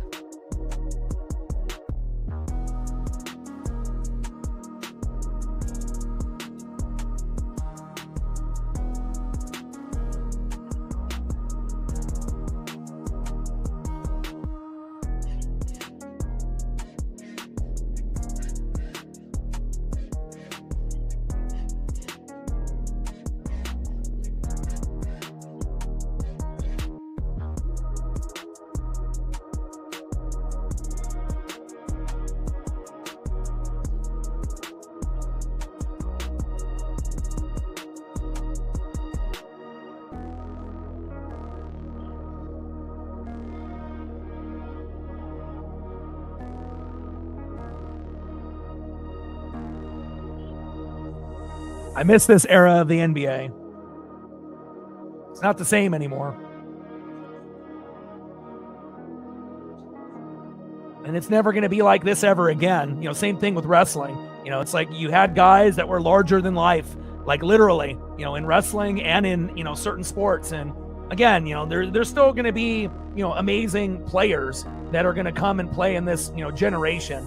But again, if you're looking at the NBA, the NHL, the MLB, the NFL, going from Wayne Gretzky to Mario Lemieux to, Andre Agassi to, Pete Sampras and, going to Tiger Woods to Michael Jordan to, Barkley and Bird and Magic and Drexler and Robinson and Ewing, and the list goes on and on, in Montana, and it rise to Bo Jackson and Barry Sanders. And, you had some of the best players and athletes in the 80s and 90s. And it's not like they don't have players now, but definitely there's certain players that played back then that are never going to be duplicated. Even though that we ended up having Jordan, we had Kobe, and that was the closest thing, but again, even in that Kobe era, when you had Shaq and you had Iverson and you had Kobe, that might have been the last great era of the NBA, and again, you've had the Spurs do what they did with Tim Duncan, Kobe and the Lakers, but it just kind of feels like the excitement, of the NBA, that was kind of the end of it. It hasn't really been the same for the last 15 or 20 years. Again, are they still going to get ratings on certain games? Yes, but it just doesn't feel the same as it did in the 80s and 90s, specifically for the NBA. NFL is still entertaining as it was back then. Just the athletes are a little bit different. We still haven't seen a Barry Sanders to this day, and I don't think we ever will. But we definitely have seen the, Joe Montana types and, certain guys that are trying to be like Jerry Rice and whatnot. So you're still getting the athleticism, and football still is fantastic from the 80s and 90s till now. But I definitely feel, the NBA has been hurt the most out of the four major sports. Baseball was good back with Ken Griffey Jr., still great today. The NHL had Gretzky and Lemieux, and now we have Crosby and Ovechkin and a lot of other guys, that are top dogs, in the league. So, but again, certain individuals, especially top 50 players in the NBA, there's a reason why we had so many in the 80s and 90s. And again, we still got SGA and Anthony Edwards and Wemby and the Joker and Giannis and many other guys, that are, great players. But again, if you put the best players that are playing in the NBA now, and then you had them go against the best players in the 80s and 90s, like the Dream Team, they would get absolutely fucking crushed. And again, that's the difference. Even the, quote unquote role players or jobbers were better back in the 80s and 90s. You would have guys coming off the bench and putting up 20, and there would be like a no-name player. But again, the game was a little bit different back then, a lot more physical. But again, I am happy that we have a good, matchup here with the Thunder and the T-Wolves, and they're up 63-50. Minnesota up by 13 here at half.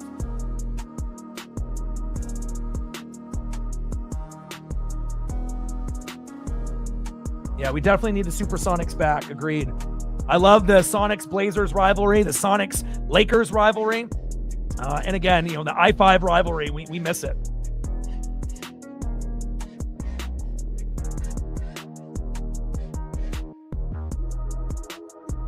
See if I can find a nice old school Larry Bird.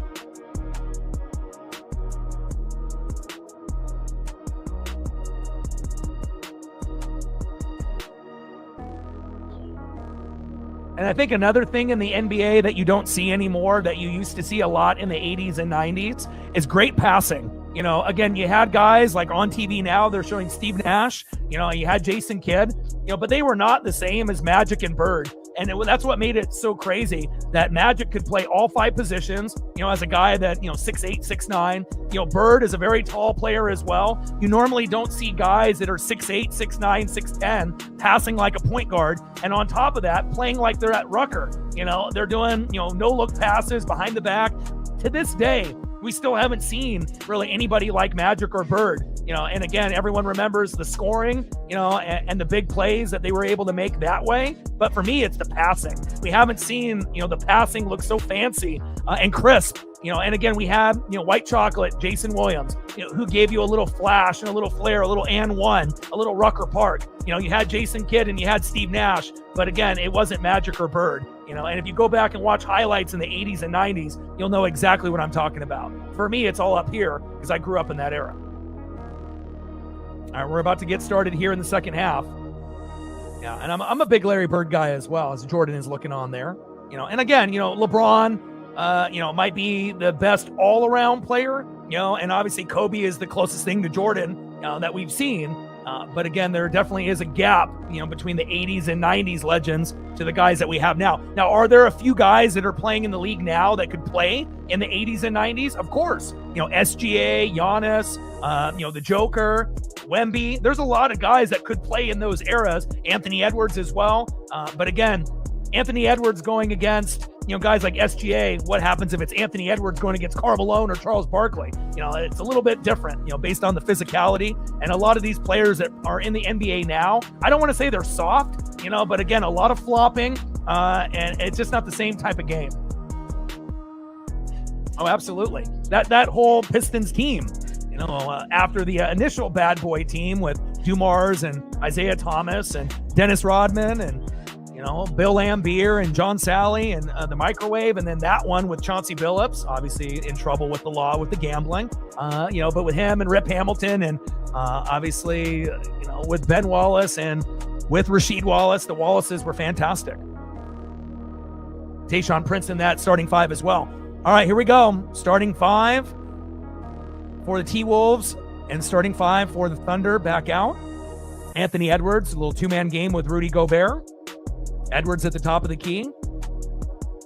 Dort with the good defense there.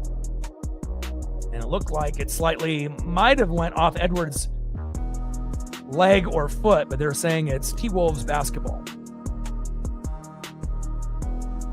Yeah, Rodman, you're not going to see another Rodman either. It's all about effort.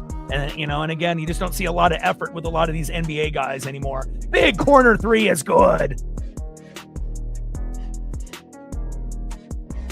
4 for 4 from deep by Jaden McDaniels. DiVincenzo with the assist. SGA, step back jumper, is good. And SGA is going to have to go off in the second half if they're going to catch up. Doesn't need to ball hog it. He's got great awareness, but we got to see Chet get it going as well for the Thunder.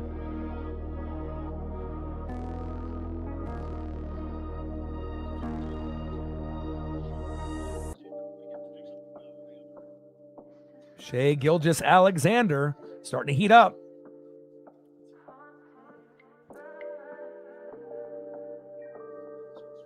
Ooh, big block there by Chet Holmgren.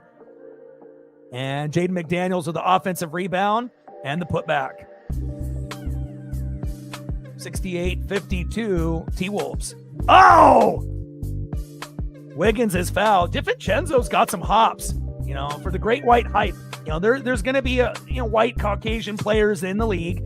There's also going to be European players in the league. And a lot of the European, white players are very tall, very athletic, very skilled with dribbling, passing, rebounding, doing all the fundamentals. But every once in a while, you'll end up getting a shorter, white Caucasian player, or they may have, something, Eastern European in their blood, or Italian or whatever it may be. But DiVincenzo is a dog.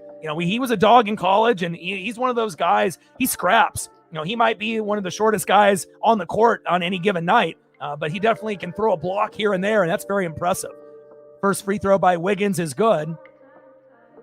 Second free throw is good, and now Anthony Edwards brings the ball up the floor. Edwards, nice pass. DiVincenzo for three, and it's good. Dante DiVincenzo talking him up, and he's listening. SGA, little pick and roll. And we need some of these Thunder players to be able to move without the basketball. It just can't be 1-on-5. Chet with the pump fake. Up and under. Oh, big block by Julius Randle. Stolen by DiVincenzo. What a pass. Fast break. Oh, what a dunk. Oh, my. Wow. What a sequence there. And again, this is not something that you typically see. The number one team in the NBA getting bullied. Jaden McDaniels with a running dunk. DiVincenzo with the underhand assist. God, it's like looking like street ball out there, but like fancy street ball. After we were just talking about Magic and Bird and how they used to pass in the 80s and 90s. My goodness, look at that underhand pass there by DiVincenzo. And then Jaden McDaniels says, hey, I can go 4 for 4 from deep for three, and I can actually get some fast break dunks as well. Wow. 18 fast break points for the T-Wolves, only 9 for the Thunder. And offensive foul there.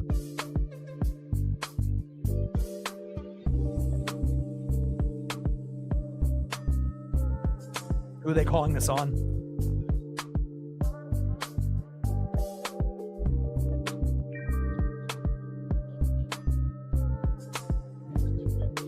Oh, DiVincenzo pushed.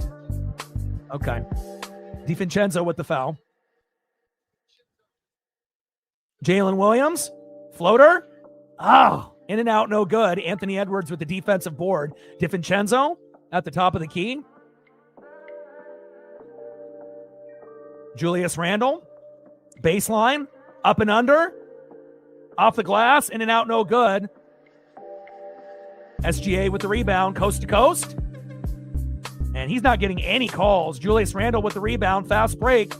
3-on-2. Edwards for three, in and out, no good. Julius Randle with the offensive board, spin move, 3 seconds. Call it.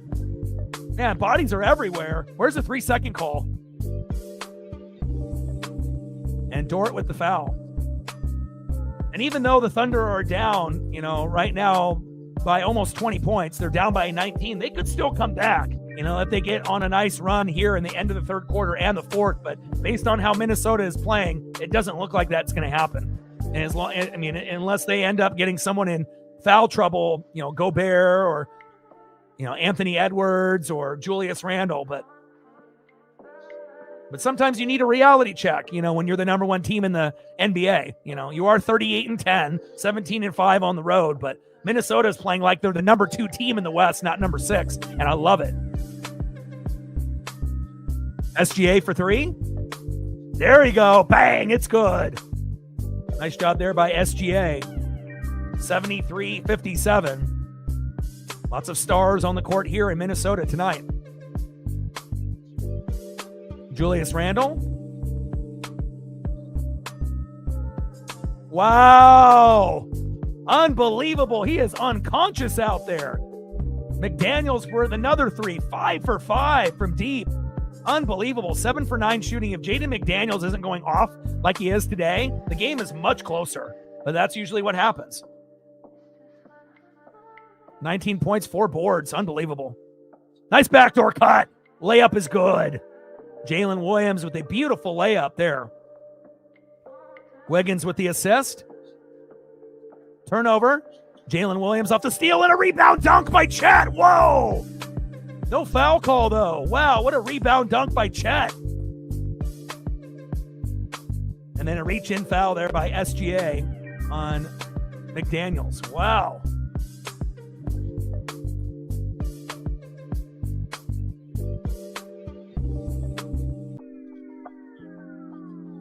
What a game. Crazy. Chet's got that athleticism. He's not as athletic as Wemby, but, from time to time, he can make some plays for being kind of a tall, wiry, skinny guy. Up and under by Julius Randle. Fade away. Chet in his face. In and out, no good. Nice box out there by SGA with the defensive rebound. 76-61. T-Wolves up by 15. And again, they need to get this lead down to about 10 by the end of the third quarter if they want a chance. Open 3. In and out, no good. Rudy Gobert with the rebound. But the thing I like about the T-Wolves and why they match up so well, is they actually have some defensive guys that really try. Julius Randle, Rudy Gobert, is usually one of the defensive player of the year finalists every year. And then they don't have Mike Conley, but on top of that, you're getting some good production by some of the others that are stepping up here today. And like McDaniels, who's got 19, 7 from 9 from the field, and obviously 5 for 5 from deep. That's not, something that typically happens. And then you got the superstar, the top 5 player in Anthony Edwards. So again, you need good role players. But with McDaniels and Randall, Gobert, DiVincenzo, Edwards, and then a healthy Mike Conley, obviously on the way back. It's going to be exciting to see the T-Wolves go from 6th, possibly all the way up to number 2 or 3 in the West by the time the season is over. I would love that. But we know how good the Spurs have been with Wemby as well, and they're hanging on pretty firm, to that second place standing. But it's close. So Oklahoma City is 38-10 on the pace to go 38-11 if they lose here. Spurs are 32-15. Nuggets are 31-16. And then there's a little bit of a drop off. Rockets at 29-17, Lakers at 28-18, and then the T-Wolves here at 29-19. So they're all there, within a few games. But again, if Thunder drop a few, and then T-Wolves, Lakers, Rockets, Nuggets start creeping on the Spurs, anything could happen. All right, TJ, no worries. Like, sub, donate, comment, share. If you haven't smashed that like button yet, please do. Help us get to 100 likes, 100 on that dono train. And 5 to 15 subs. Let's get it, baby. Shout out to my boy Brooks Beats with the best beats on YouTube. 76-61 T-Wolves. And again, there's a reason why, people want to watch the Thunder. They got the best player, arguably, in the NBA. But again, when they end up having a top 5 matchup, whether that ends up being against the Wolves, if it ends up, being against, the Lakers and Luka, if it ends up being against KD and the Rockets, if it ends up being against the Joker when he comes back healthy, or maybe even one of those matchups where we get the Thunder and the Pistons, could be a finals matchup potentially, and again, it's kind of rare to see a team that is bottom 5 in the NBA for years. And then finally the Cade Cunningham and the role players, finally blossom into being the best team in the East. But it definitely feels like the West is quite a bit better. I'm not to say that the Knicks, and the Pistons and the Celtics can't get it done. It's very impressive that they've won so many games without Tatum. But again, if you're looking at the depth, from the bench, starting 5, the West obviously is clearly the best. And I'm not really sure if any team in the East could even win more than 2 games in the finals. Maybe the Pistons could win 3, maybe, if everything was going their way. But, to me, it feels like whoever ends up winning the West is going to win in 6. But we'll have to, wait and see. 7:36 left in the third quarter. T-Wolves bullying the Thunder at home by 15.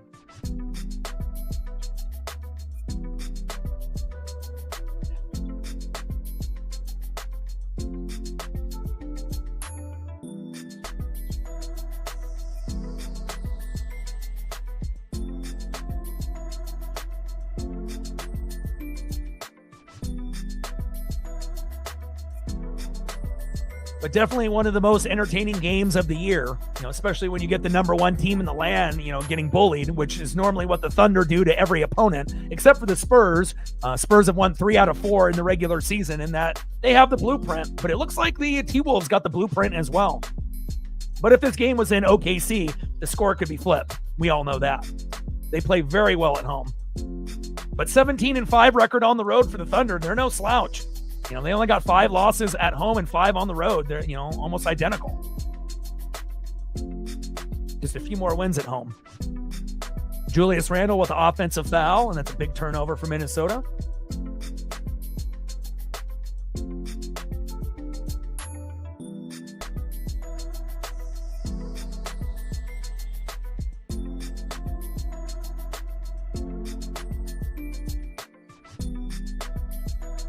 Oh, wide open. Big dunk. Whoa. Wiggins with the big flush. No help side defense by Minnesota. And now they're cutting into the lead. 76-63 T-Wolves. Global broadcast here on Prime if you want to watch along. Great job there by Aaron Wiggins.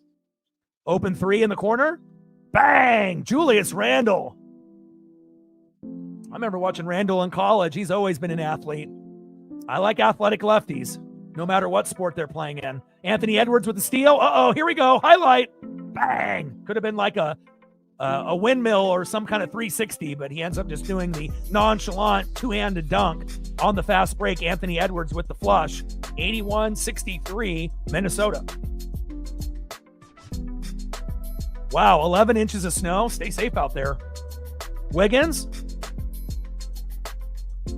Back into the backcourt after that big miss. Shot clock winding down. SGA at the top of the key. Over McDaniels, and then what a jumper. It's good. Nice shot there by SGA.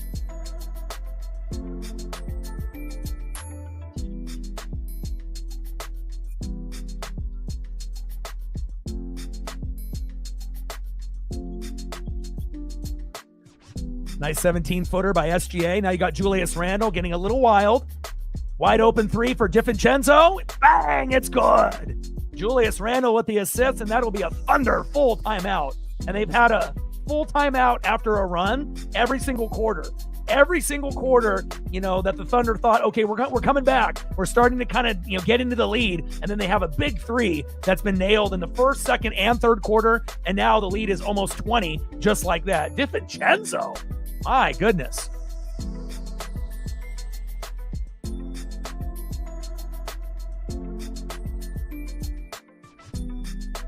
Yeah, Bowman Gray is in North Carolina. That's why they had the issue with the snow.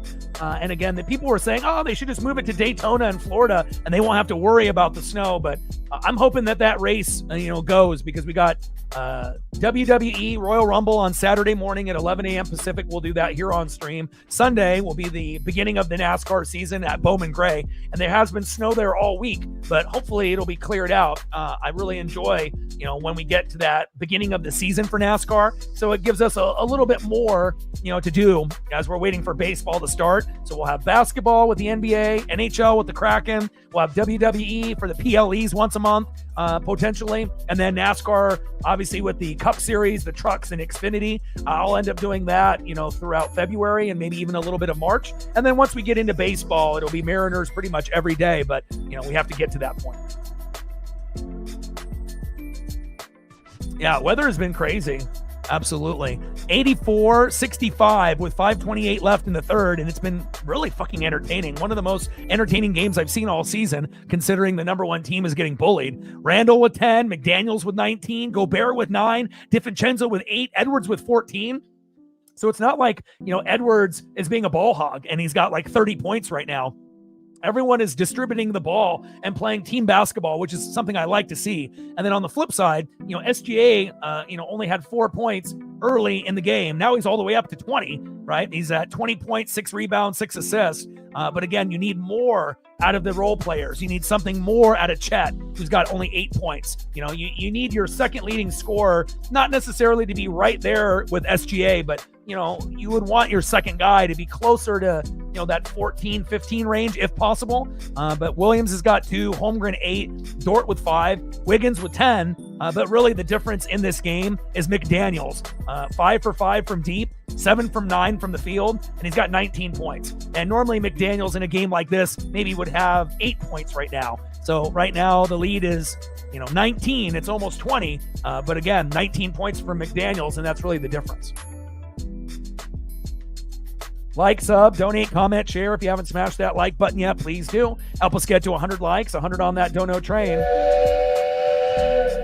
And 5 to 15 subs. Let's get it, baby. Shout out to my boy Brooks Beats with the best beats on YouTube. Hopefully Daytona doesn't get snow. And, hopefully we don't have too many crazy delays in NASCAR this year. But, we're always down for a few. But I'm definitely very excited for the season to get going. Kraken look like they might be a playoff team. Obviously like watching the top guys in the NBA go at it with SGA and Anthony Edwards here tonight. And then we'll get a little bit of WWE with the Royal Rumble on Saturday morning.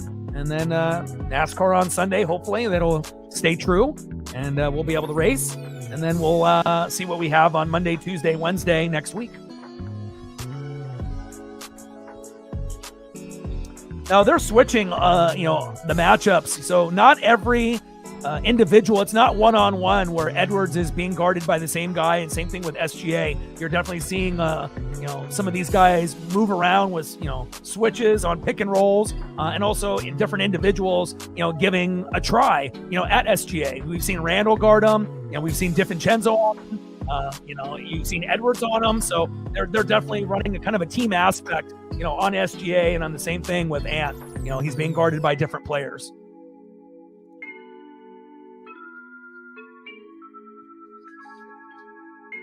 Good ball movement here by the T-Wolves. Open 3, in and out, no good. And nice strong rebound there by the Thunder. Wallace with the layup, and it's good.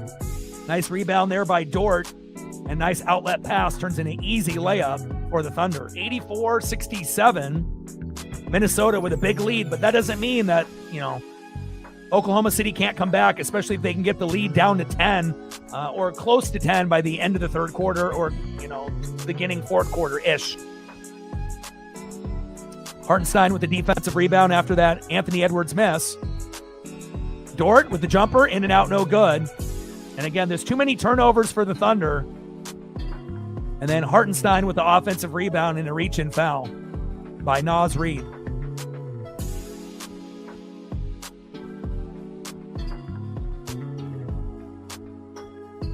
But a lot more turnovers for the Thunder in this game, where they're, usually the team that has the least turnovers in the NBA. So, but you have to give credit to Minnesota. They're forcing a lot of those turnovers.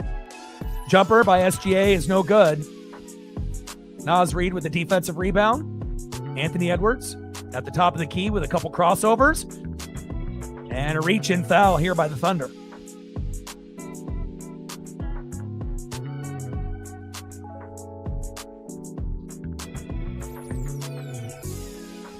This would be a big win for the T-Wolves to get them to win number 30. And obviously this would be the 11th loss for the Thunder if it continues down this path. Edwards with the first free throw is good after that Dort shooting foul. First free throw is good. And both, top 5 players averaging around 30 plus. Edwards just under 30 and just over 30 for SGA. Second free throw is missed.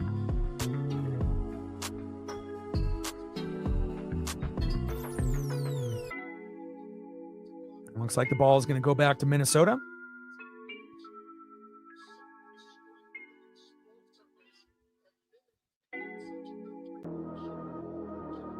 Shout out to my boy Brooks Beats with the best beats on YouTube.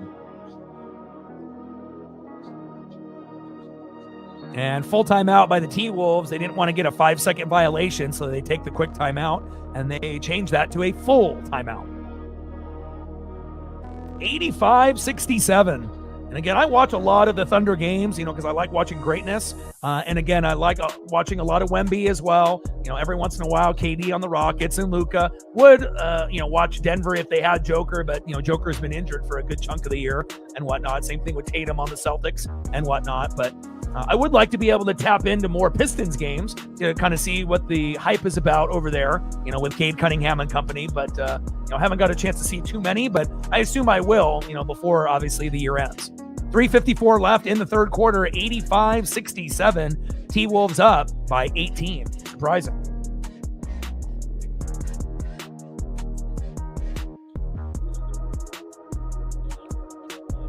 Okay.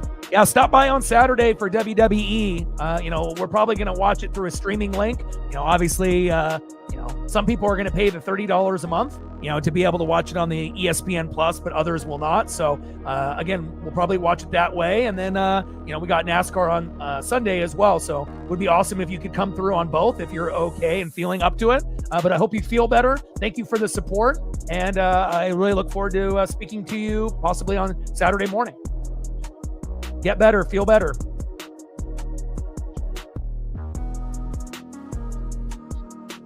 Get some rest.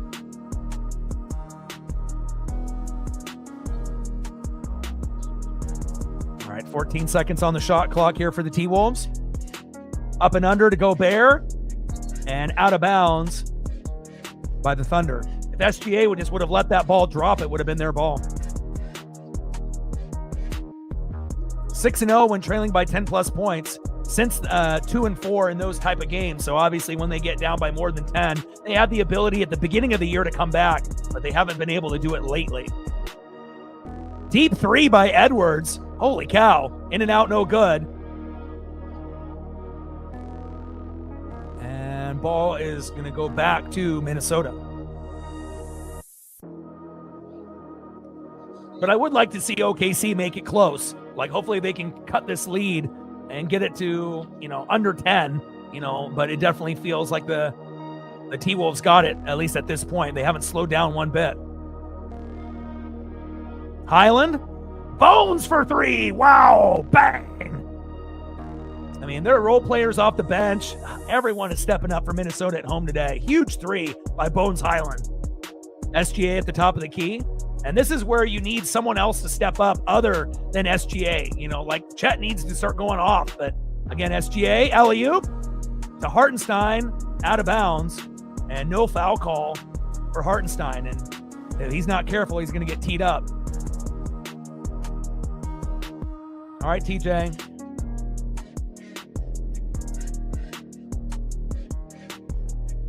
Let him know. Let's get those likes up.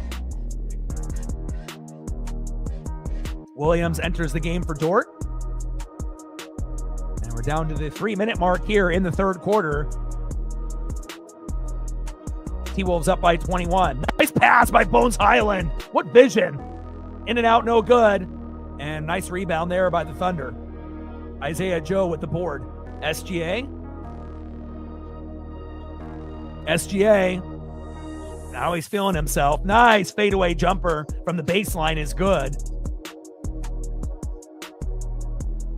SGA with 22, but what about everyone else? Edwards at the top of the key, pick and roll with Rudy Gobert. Edwards up and under. Man, he's good. Ant is just ridiculous. Great body control there down low as he's chopping it up with SGA as they walk down the floor. 2 top 5 players in the NBA right now in SGA and Anthony Edwards.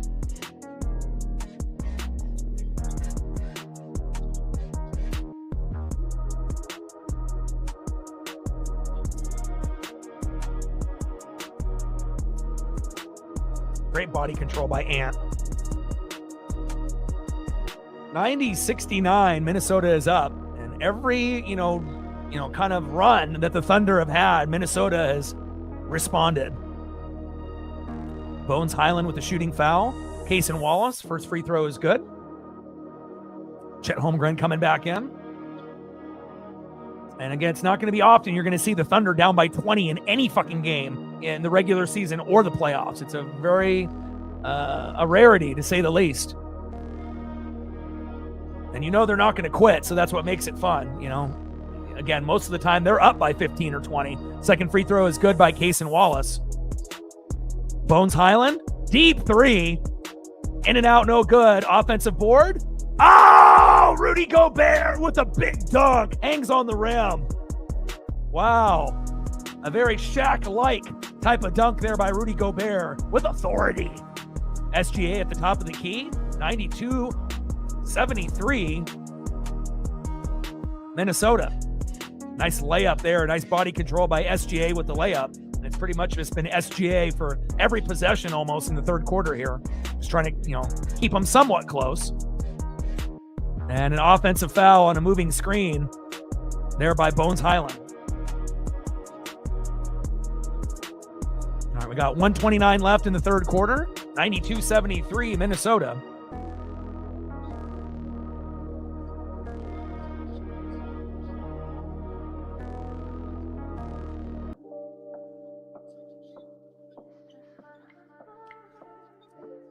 SGA passes to Chet Holmgren. Open three. Bang! It's good. There we go. 92-76. Cutting into that lead. Now they're only down by 16. They got to try to get this down to 10 or 12 by the end of the quarter if possible.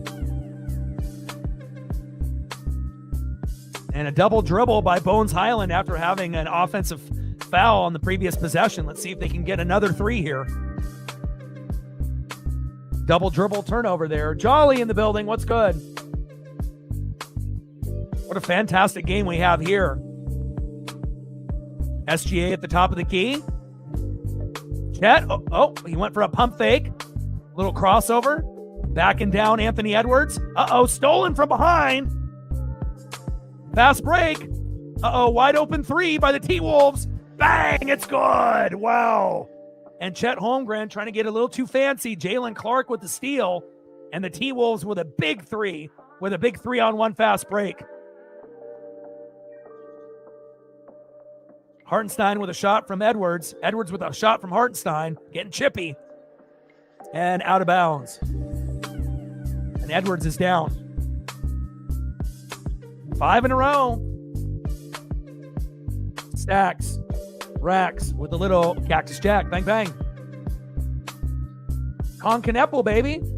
I mean, we always talk about Cooper Flagg, but Kneppel is right there with him for Rookie of the Year.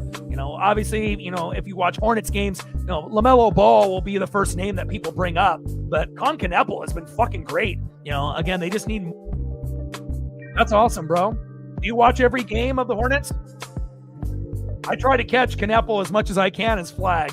If I know that they're going to be ball, try to tap in. Maybe not for the full game, unless it's the prime matchup. Here on Prime or on ESPN. DiVincenzo comes in for Bones Highland, and Isaiah Joe comes in for Williams, and Jaden McDaniels comes in for Anthony Edwards here to finish off the third quarter. And they got Edwards going to the locker room. I hope he's okay. A shot from Hartenstein. It was starting to get tippy. First free throw by SGA is good. And again, if Anthony Edwards doesn't come back for the fourth quarter, you best believe the Thunder will catch up. They may not win the game, but they could get it within 10, maybe even less than that if you're lucky. Yeah, especially when football is over, we got to pivot, right? We got to be able to watch a little NBA or NHL or WWE or NASCAR. You got to be able to get into these other things while we're, waiting for baseball and whatnot.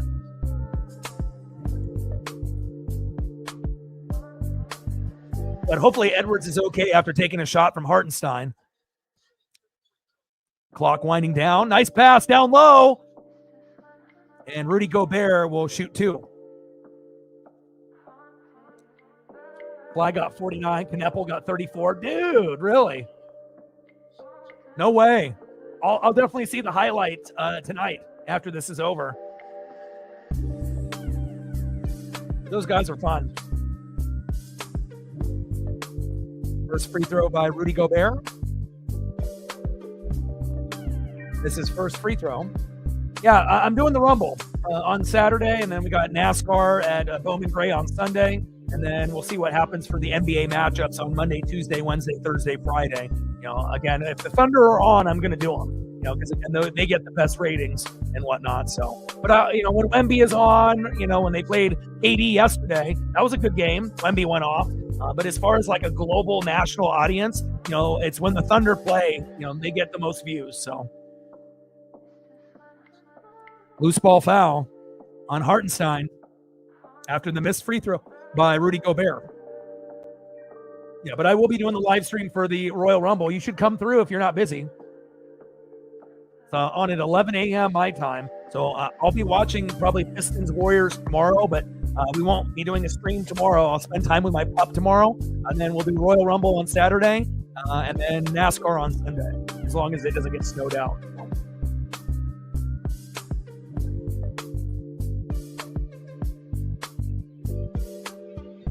Chet's at 11 points, 4 for 8 from the field, 4 rebounds, and 1 assist.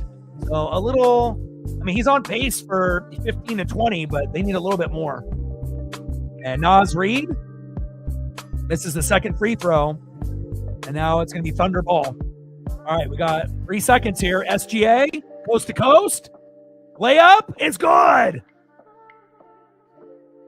And the driving layup at the buzzer by SGA, and they're down by 16. So how you come back from this, if Edwards doesn't come back in the fourth quarter due to the injury, they have to get this lead down to 8 with about 6 minutes to go. And if they're able to cut it in from 16 to 8 with about half of the quarter left, they'll have a chance. But again, if they're not down by 6 points, 7 points, 2 minutes to go, then it's going to be definitely a blowout of 10 or more. But we'll find out. Hopefully Edwards will be okay. No worries, I got you. Yeah, it's not ideal to have the Royal Rumble overseas, but again, you can kind of tell that TKO and WWE have sold out.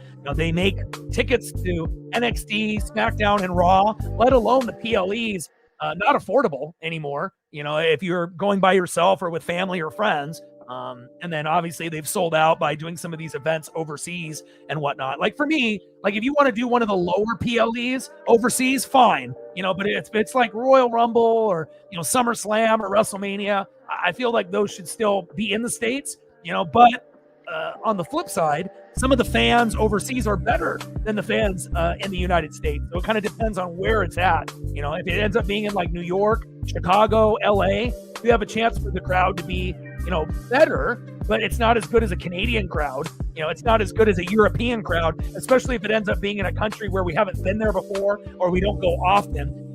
like France. And again, we definitely have seen in 2025 that the foreign viewership, the foreign crowds were much better than the crowds in the United States. I think the only complaint that we have, as far as PLEs that are not in America, they're on at weird times, 6 a.m., 8 a.m., 10 a.m., 11 a.m. And that's not really the most ideal time to get together to watch wrestling, but we're going to do it. End of the third quarter, 96-80, Minnesota. But Anthony Edwards is in the locker room, took a shot from Hartenstein. Hopefully he'll come back. But if he doesn't, there is a slim chance that the Thunder can come back if SGA keeps coming back.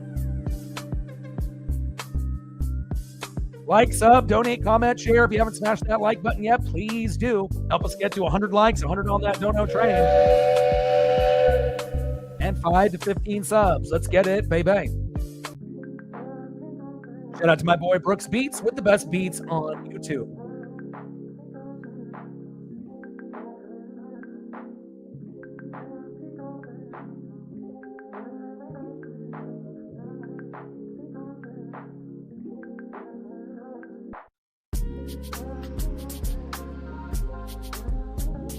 Exactly. Right.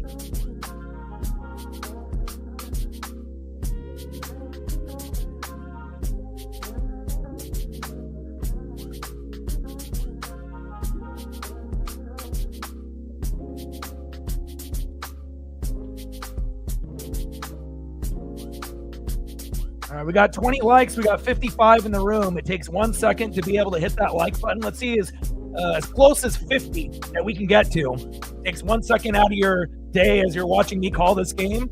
And again, it's not easy to be able to call a game. And hopefully we can get a little bit of love and support by the people in the room.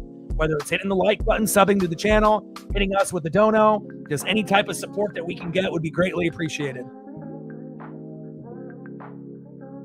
DiVincenzo with the steal. Anthony Edwards, 1-on-3. Back in the game. Great to see Anthony Ant back there. Naz Reid, up and under, and fouled.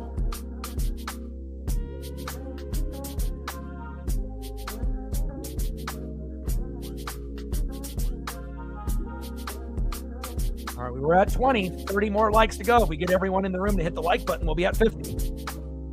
96-80, Minnesota. Payson Wallace with the shooting foul. First free throw by Naz Reid. Bricks that one badly. I sure as hell hope so. I would love to see Jericho. And Edwards gets a quick breather here. Jalen Clark coming in after he went to the locker room, taking a hard hit from Hartenstein. It was getting a little chippy there in the third quarter. Second free throw by Naz Reid is good. And even though the T-Wolves are sixth in the West, they're good enough to be second, right there with the Spurs, especially when Conley comes back from the injury. And I assume that they'll be climbing the standings. But also, you got Luka and the Lakers. You got the Joker and the Nuggets, who still have a great record, even though he's been injured for a good chunk. So, and then obviously Wemby and the Spurs in the number 2 spot for the time being. Nice job by Chet Holmgren there with a little jumper. 13 points, 4 rebounds for Chet. Bones Highland at the top of the key. Highland. Pass through the corner. Good ball movement there. Julius Randle for 3. Woo! And it's good. Good ball movement there by the T-Wolves.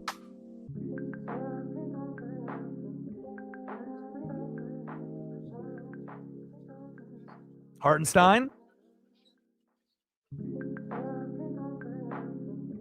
Down low. And one. Nice job. Aaron Wiggins with a beautiful pass down low to Isaiah Hartenstein for the and one attempt. DiVincenzo with the shooting foul. Minnesota is winning. Now, Ant is back in the game, so obviously whatever was wrong with him, he checked out. So came in for like a play, and then they subbed him back out for rest. But I don't, it's going to take a miracle for the Thunder to come back. They've been able to come back down by 10 at the beginning of the year, but since then, they're 2-4 when they've been down by 10 in the second half. So it looks like they're going to be 2-5 here in a few minutes.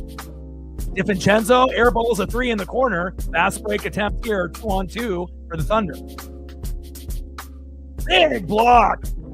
Wow, Nas Reed blocks Mason Wallace going for that layup. Julius Randle with the rebound, coast to coast. The rebound. No rebound. Wow. I was going to say good rebound there, but Nas Reed doing Nas Reed things.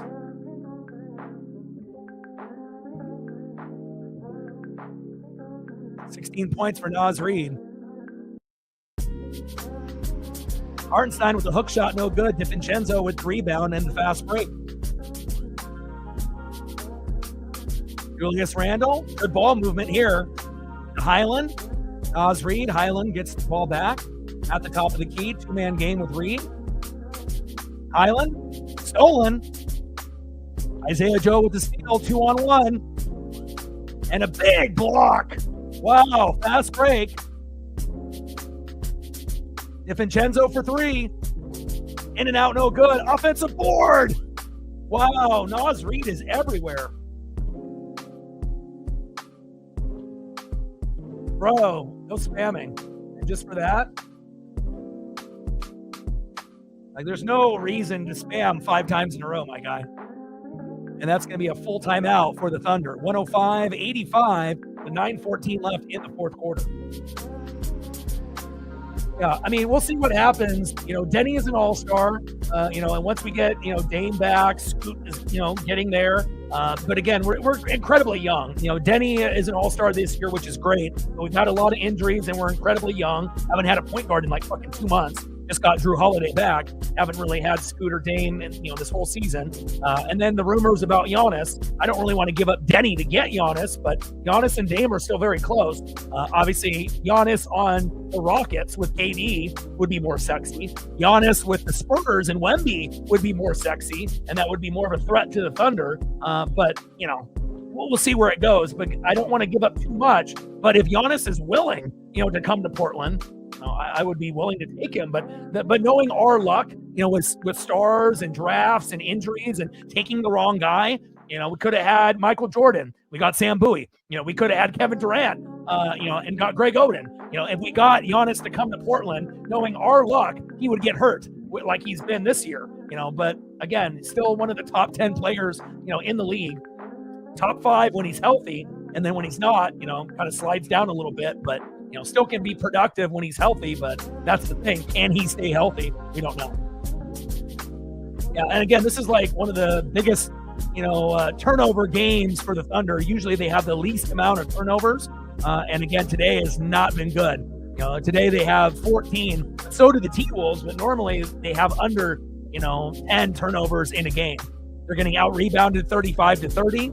And then the largest lead for the T-Wolves has been 21. So you got to give the Thunder a little credit, to be able to try to fight back. But again, on top of that, the only thing that they're really leading at is free throw percentage. 94%, 16 for 17 for OKC, only 8 for 14, 57% for the T-Wolves. But again, they got guys like Rudy Gobert going to the line, and he's only going to go 1 for 2 typically, right? 3-point percentage has been great for the T-Wolves, 48%, 21 for 44. And then another reason why the Thunder are down by this much, 7 for 22 from deep. Normally they're closer to that 50% number. So, and 51% from the field goal percentage for the T-Wolves, 38 for 74, 31 for 67, 46% for OKC. So the turnovers have been a factor. The 3-point shot for the T-Wolves has been a factor.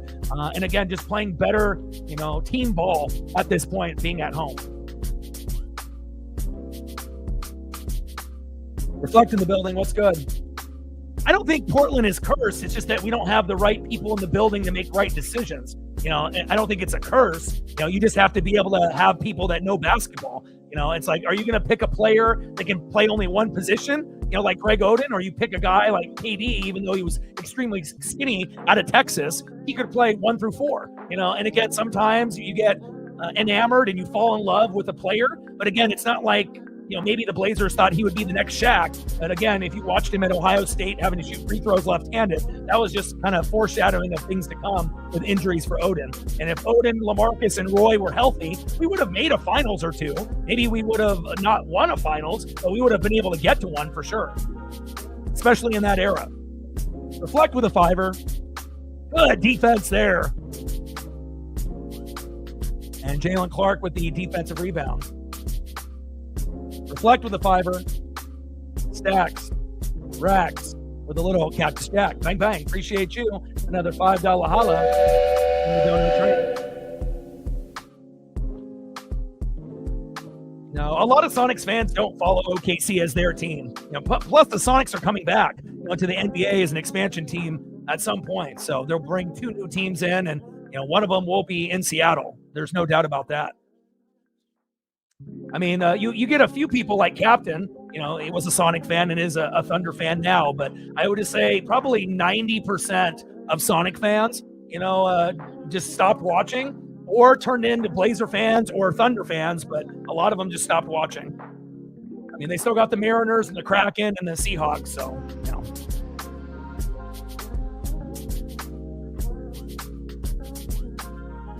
105-85 Minnesota.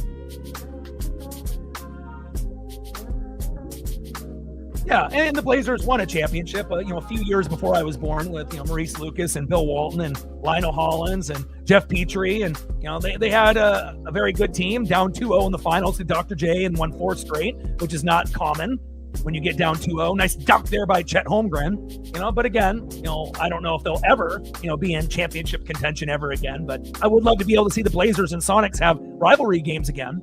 There's no doubt about that. Isaiah Joe with the assist off that dunk by Chet Holmgren. Julius Randle at the top of the key. Jumper over Chet, front rim, in and out, no good. And the Thunder with the rebound. Joe, cross-court pass. Bang! Big 3 there by the Thunder. Mason Wallace, 24-foot three-point jumper with the Isaiah Joe assist, and the T-Wolves with the timeout. And the Thunder have cut into the lead. Now they're only down by 15. And again, if they can get this lead down to about 6 or 8 with about 3 minutes to go, they'll have a chance, but it's going to be a very slim chance at that. But we'll be doing the Royal Rumble on Saturday at 11 a.m. Pacific. We'll do NASCAR Cup Series at Bowman Gray on Sunday, I believe at 5 o'clock Pacific on Fox, as long as it doesn't get snowed out. And then when we get back into Monday, Tuesday, Wednesday, Thursday, Friday next week, if the Thunder are on ESPN or Prime, we'll end up doing them again.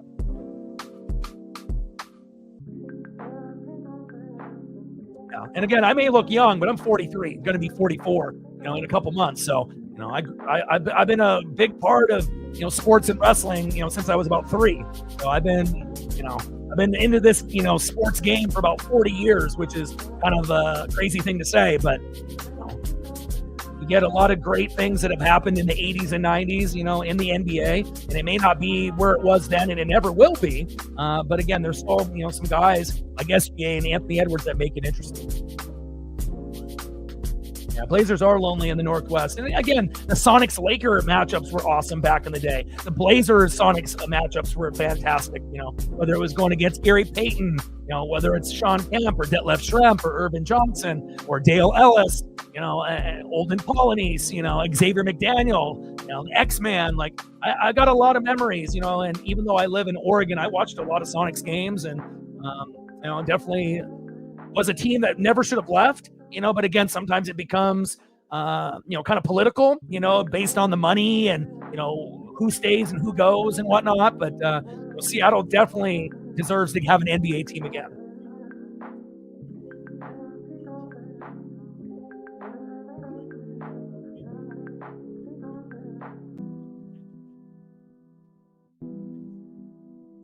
Like, sub, donate, comment, share. If you haven't smashed that like button yet, please do. Help us get to 100 likes, 100 on that Dono train. And 5 to 15 subs. Let's get it, baby. Shout out to my boy Brooks Beats with the best beats on YouTube. But bring back this era with the glove, baby. Bring back the Sonic. But again, the NBA will never be like this ever again. But I do have fond memories of Bird and Jordan.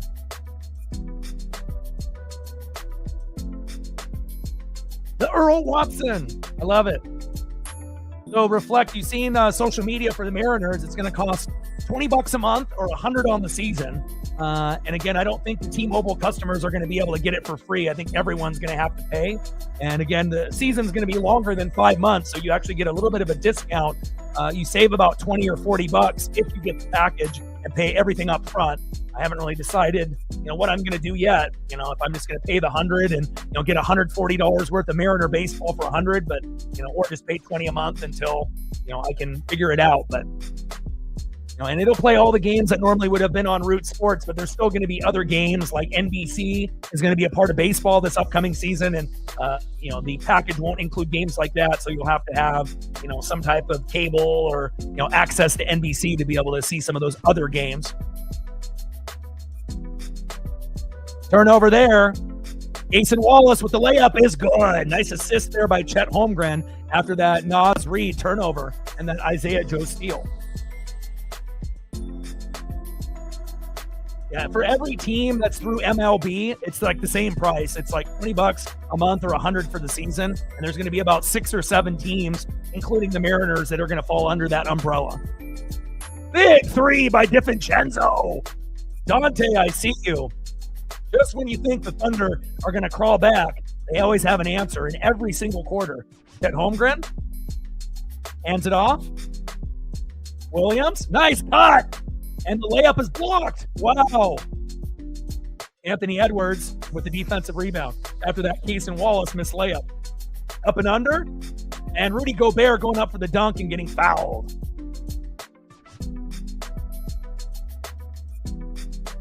And that will definitely make support even more essential when we're doing the Mariners, having to come up and cover that cost, considering I didn't have to worry about that when it was en route. But, things change, but again, at least we're still keeping a lot of the same announcers, in the pregame, postgame. And obviously this is the last year for Riz. He's retiring. So we got to win the World Series and get to the World Series and win it for Riz, go out on top. So we'll have some extra motivation.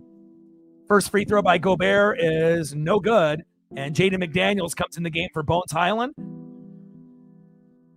And SGA coming back in the game as well.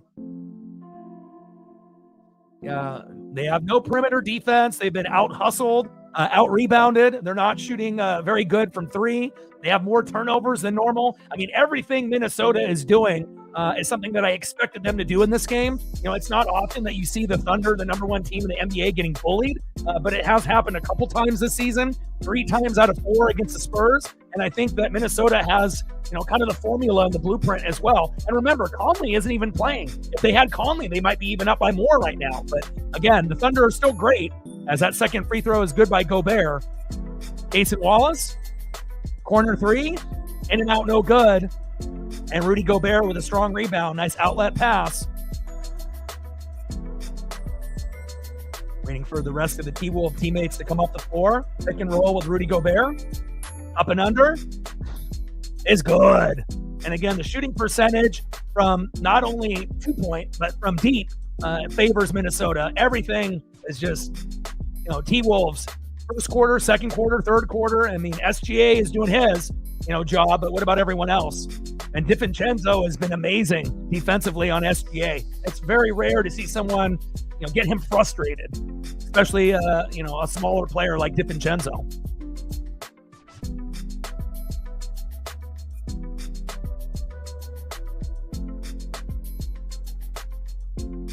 DiVincenzo with the personal foul. Williams with the jumper is good. 111-95. They're down by 16. You got to cut this down to 8 with like 2 minutes to go. I don't know if you're going to be able to do that. T-Wolves are not slowing down. And they play great team basketball. It's not like Anthony Edwards is going to shoot every single possession, which I really love. He'll take his shots, but again, he's more of a team guy. SGA is one of those guys, we know he's one of the best players in the league, but he'll, kind of be like Kobe and Jordan where, once he gets hot, he'll still look for his teammates, but he's definitely looking for his own shot first. There's no doubt about that. But again, to his defense, they don't really have a lot of other guys that he can rely on to make buckets, possession in, possession out. We know Chet Holmgren can, even though he's kind of a wiry, tall player, but, for the other role players, it's kind of, hit or miss. And they still have a lot of guys injured for the Thunder. First free throw is good by Ant. And second free throw is good. SGA is in. Yeah, SGA is playing the rest of the game. I mean, they're fucking down by 18. If they're going to come back and lose by less than 10, he's going to have to play the rest of the game. I mean, unless they decide to say fuck it and then, the game's over with like a minute or 2 minutes to go, which could happen. But I haven't seen SGA frustrated all year. And this is a rare occasion. 113-95. And I'm happy that the Thunder have slightly caught up, but they're still getting blown out in NBA respective terms. Edwards, fade away, bang, it's good. Yes, I do think Edwards can get 3 more points. Hell, he'll probably get 10 more points before the game is over. Nice 16-foot pull-up jump shot by Ant. Reverse layup by SGA on the other end is good. 115-97, Minnesota. Hartenstein isn't in the game at the moment, but there is a chance he could get one more board for you if he comes back in. Edwards. Naz Reid for 3. In and out, no good. Offensive rebound there by Rudy Gobert.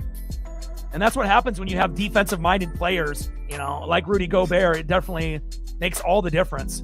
And the Thunder don't really have a Rudy Gobert, so to speak. I mean, they got Hartenstein, and they have a few big guys, but not the same type of effect as Rudy Gobert. And a tip by Rudy Gobert, and that's a full timeout by the Thunder. Yeah, this one is officially over, but we still got 4:09 left. They're down by 20. The closest that they're going to get to is probably, I don't know, maybe 14, 15, but Anthony Edwards and the T-Wolves are not slowing down.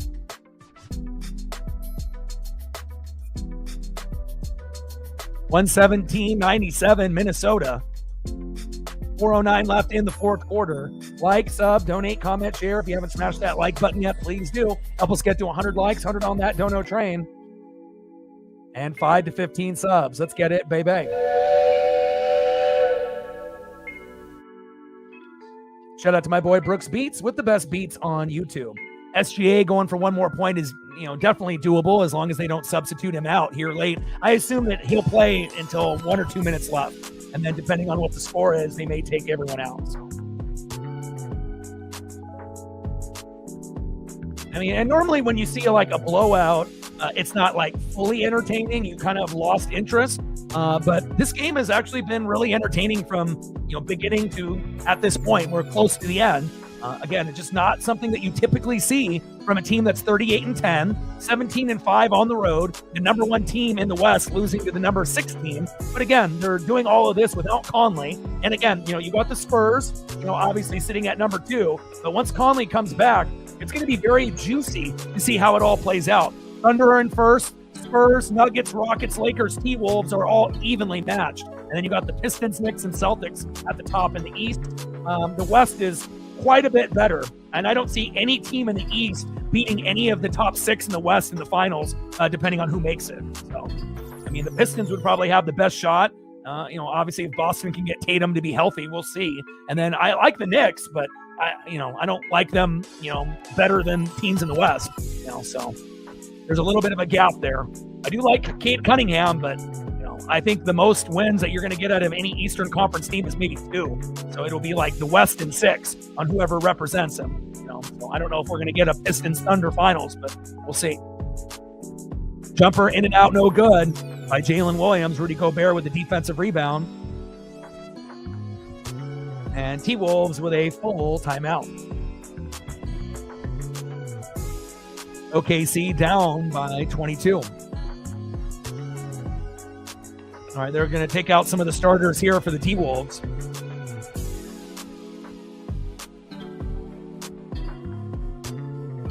I think your parlay might be done now.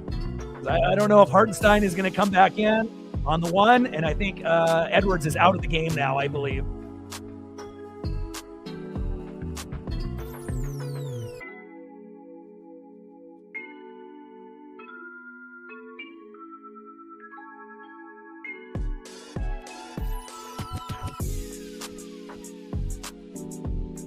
$119-97, Minnesota.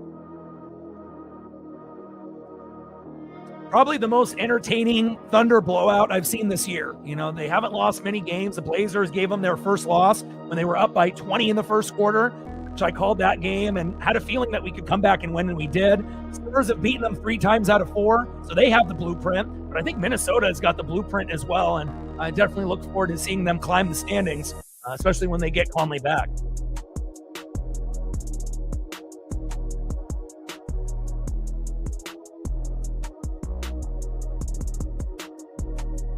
Nice. Anthony Edwards giving away his jersey to a birthday boy who's 8 in the crowd. Awesome.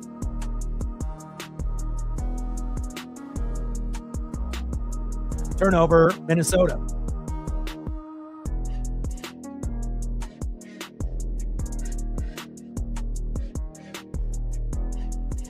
Corner 3, front rim, in and out, no good by the Thunder. Got a lot of the backups in here now.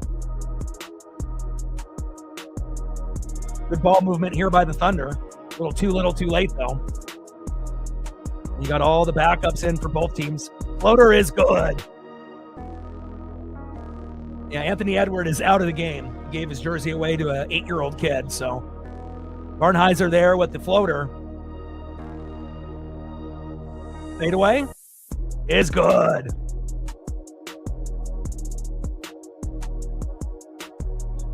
Rob Dillingham with a 15-foot turnaround jump shot. 121-102, Minnesota. Corner 3 is good. Bang by the Thunder. And now it's just kind of like playground ball now with the last 2 minutes with a bunch of backups. Chris Youngblood with the big shot. In and out, no good. Thunder with the fast break, 3-on-1. Another corner 3. Youngblood again, in and out, no good. Fast break here for Minnesota. Juzang for 3. In and out, no good. Yeah, it's definitely a pickup game in a gym right now. You can tell. Ooh, nice dribble. Ooh, and the layup is good. Williams with that driving layup. And we're down to about 1:40 to go. Minnesota in firm control in this game. Jumper is good. Youngblood since the Bama days. Nice. Williams with that driving layup on that last possession. And then Juzang. Foul called here on Minnesota. 123-104. Minnesota giving the Thunder an ass whooping, but they will be back like they always, again, it's not often where they get bullied, but again, they were on the road, and if they were at home, the score could be flipped, but I'm very pleased to be able to see Minnesota play like this. First free throw from Youngblood. Come on, Chris. Bricks it, front rim on the first free throw from Chris Youngblood for the Thunder.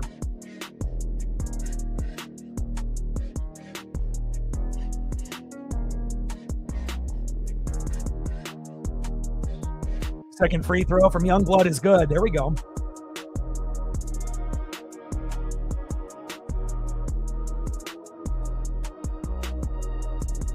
Agreed. And again, they were able to come back by 10 points or more in the beginning of the year, right? But since then, when they've been down by more than 10 in the second half, they're about to be, I believe, 2-6 now. So again, they haven't been able to come back by double digits, but it really depends on who they're playing, and once you're going against a top 5 player like Ant, and they got defensive studs like Gobert, on top of Julius Randle and DiVincenzo, that's a tough matchup.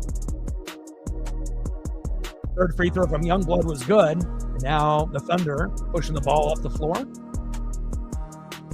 That pass by Dillingham. Williams with the steal. Jumper in and out and rolls in and good. Bunch of garbage time points here late by Dang. 7-foot fadeaway jumper.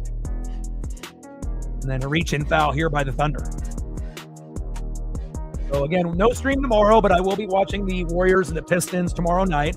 We will be doing WWE Royal Rumble Saturday at 11 a.m. Pacific. Come through if you're a wrestling fan. And then Sunday, we'll do NASCAR Cup Series Bowman Gray at 5 o'clock on Fox. And then Monday, Tuesday, Wednesday, Thursday, Friday could potentially be some NBA or NHL action, just depending on the matchups on ESPN and Prime. Youngblood with the 3, in and out, no good. Behringer with the defensive rebound, and now we're getting kind of down to the end of the game now. See if the T-Wolves even attempt a shot here. Tipped and stolen by the Thunder. It should be a 123-108 final, you would assume. Stolen back here by Minnesota. Very sloppy here with the backups here late. Dillingham with another bad pass for a turnover. Dang the steal. Now one last opportunity for the Thunder. Corner three is good. 123-111 Minnesota. And this should be it. And that is it. That is the final. Fantastic game, man. It's crazy to think the Thunder only lost by 12. They could have easily lost this game by fucking 20 or 30. But again, when you have a guy like SGA that puts up 30 points, started off with 4 in the first quarter early, you know he's going to get his. But the problem is, who else? I mean, SGA went for 36 and 8, but what about the rest of the team? And that's kind of the issue. You need someone to be able to step up other than Chet in games, and sometimes he does. And he'll get you 20 or more, but sometimes he'll get you under 20, sometimes under 15. And if you don't have the other role players getting 10 to 15, then you get beat. And again, it's just been a Minnesota, game through and through. Better offense, better defense, better team ball, less turnovers, almost every statistical category, better shooting the 3 ball. Everything really, favored Minnesota. Better field goal percentage, better 3-point percentage. The only thing that they weren't better than the Thunder today was free throw percentage. But other than that, they pretty much led on every other category. And the largest lead for Minnesota was 22. So, wow, crazy. Well, I love you guys, and I appreciate you guys very much. I hope you guys enjoyed the stream. And again, I will be live again on Saturday morning for WWE Royal Rumble, and then on Sunday for NASCAR Cup Series Bowman Gray at 5 o'clock Pacific for Fox to start off the NASCAR season. And then we'll get back to NBA sometime between Monday, Tuesday, Wednesday, Thursday, Friday next week. Love you guys, and I appreciate you guys. Shout out to Sarah, TJ, Jolly, and Reflect. I appreciate you guys very much. And I got one question for you. Talk sports like us, your boy Ryan, Northwest Sports Fanatics, and I'm out. Okay.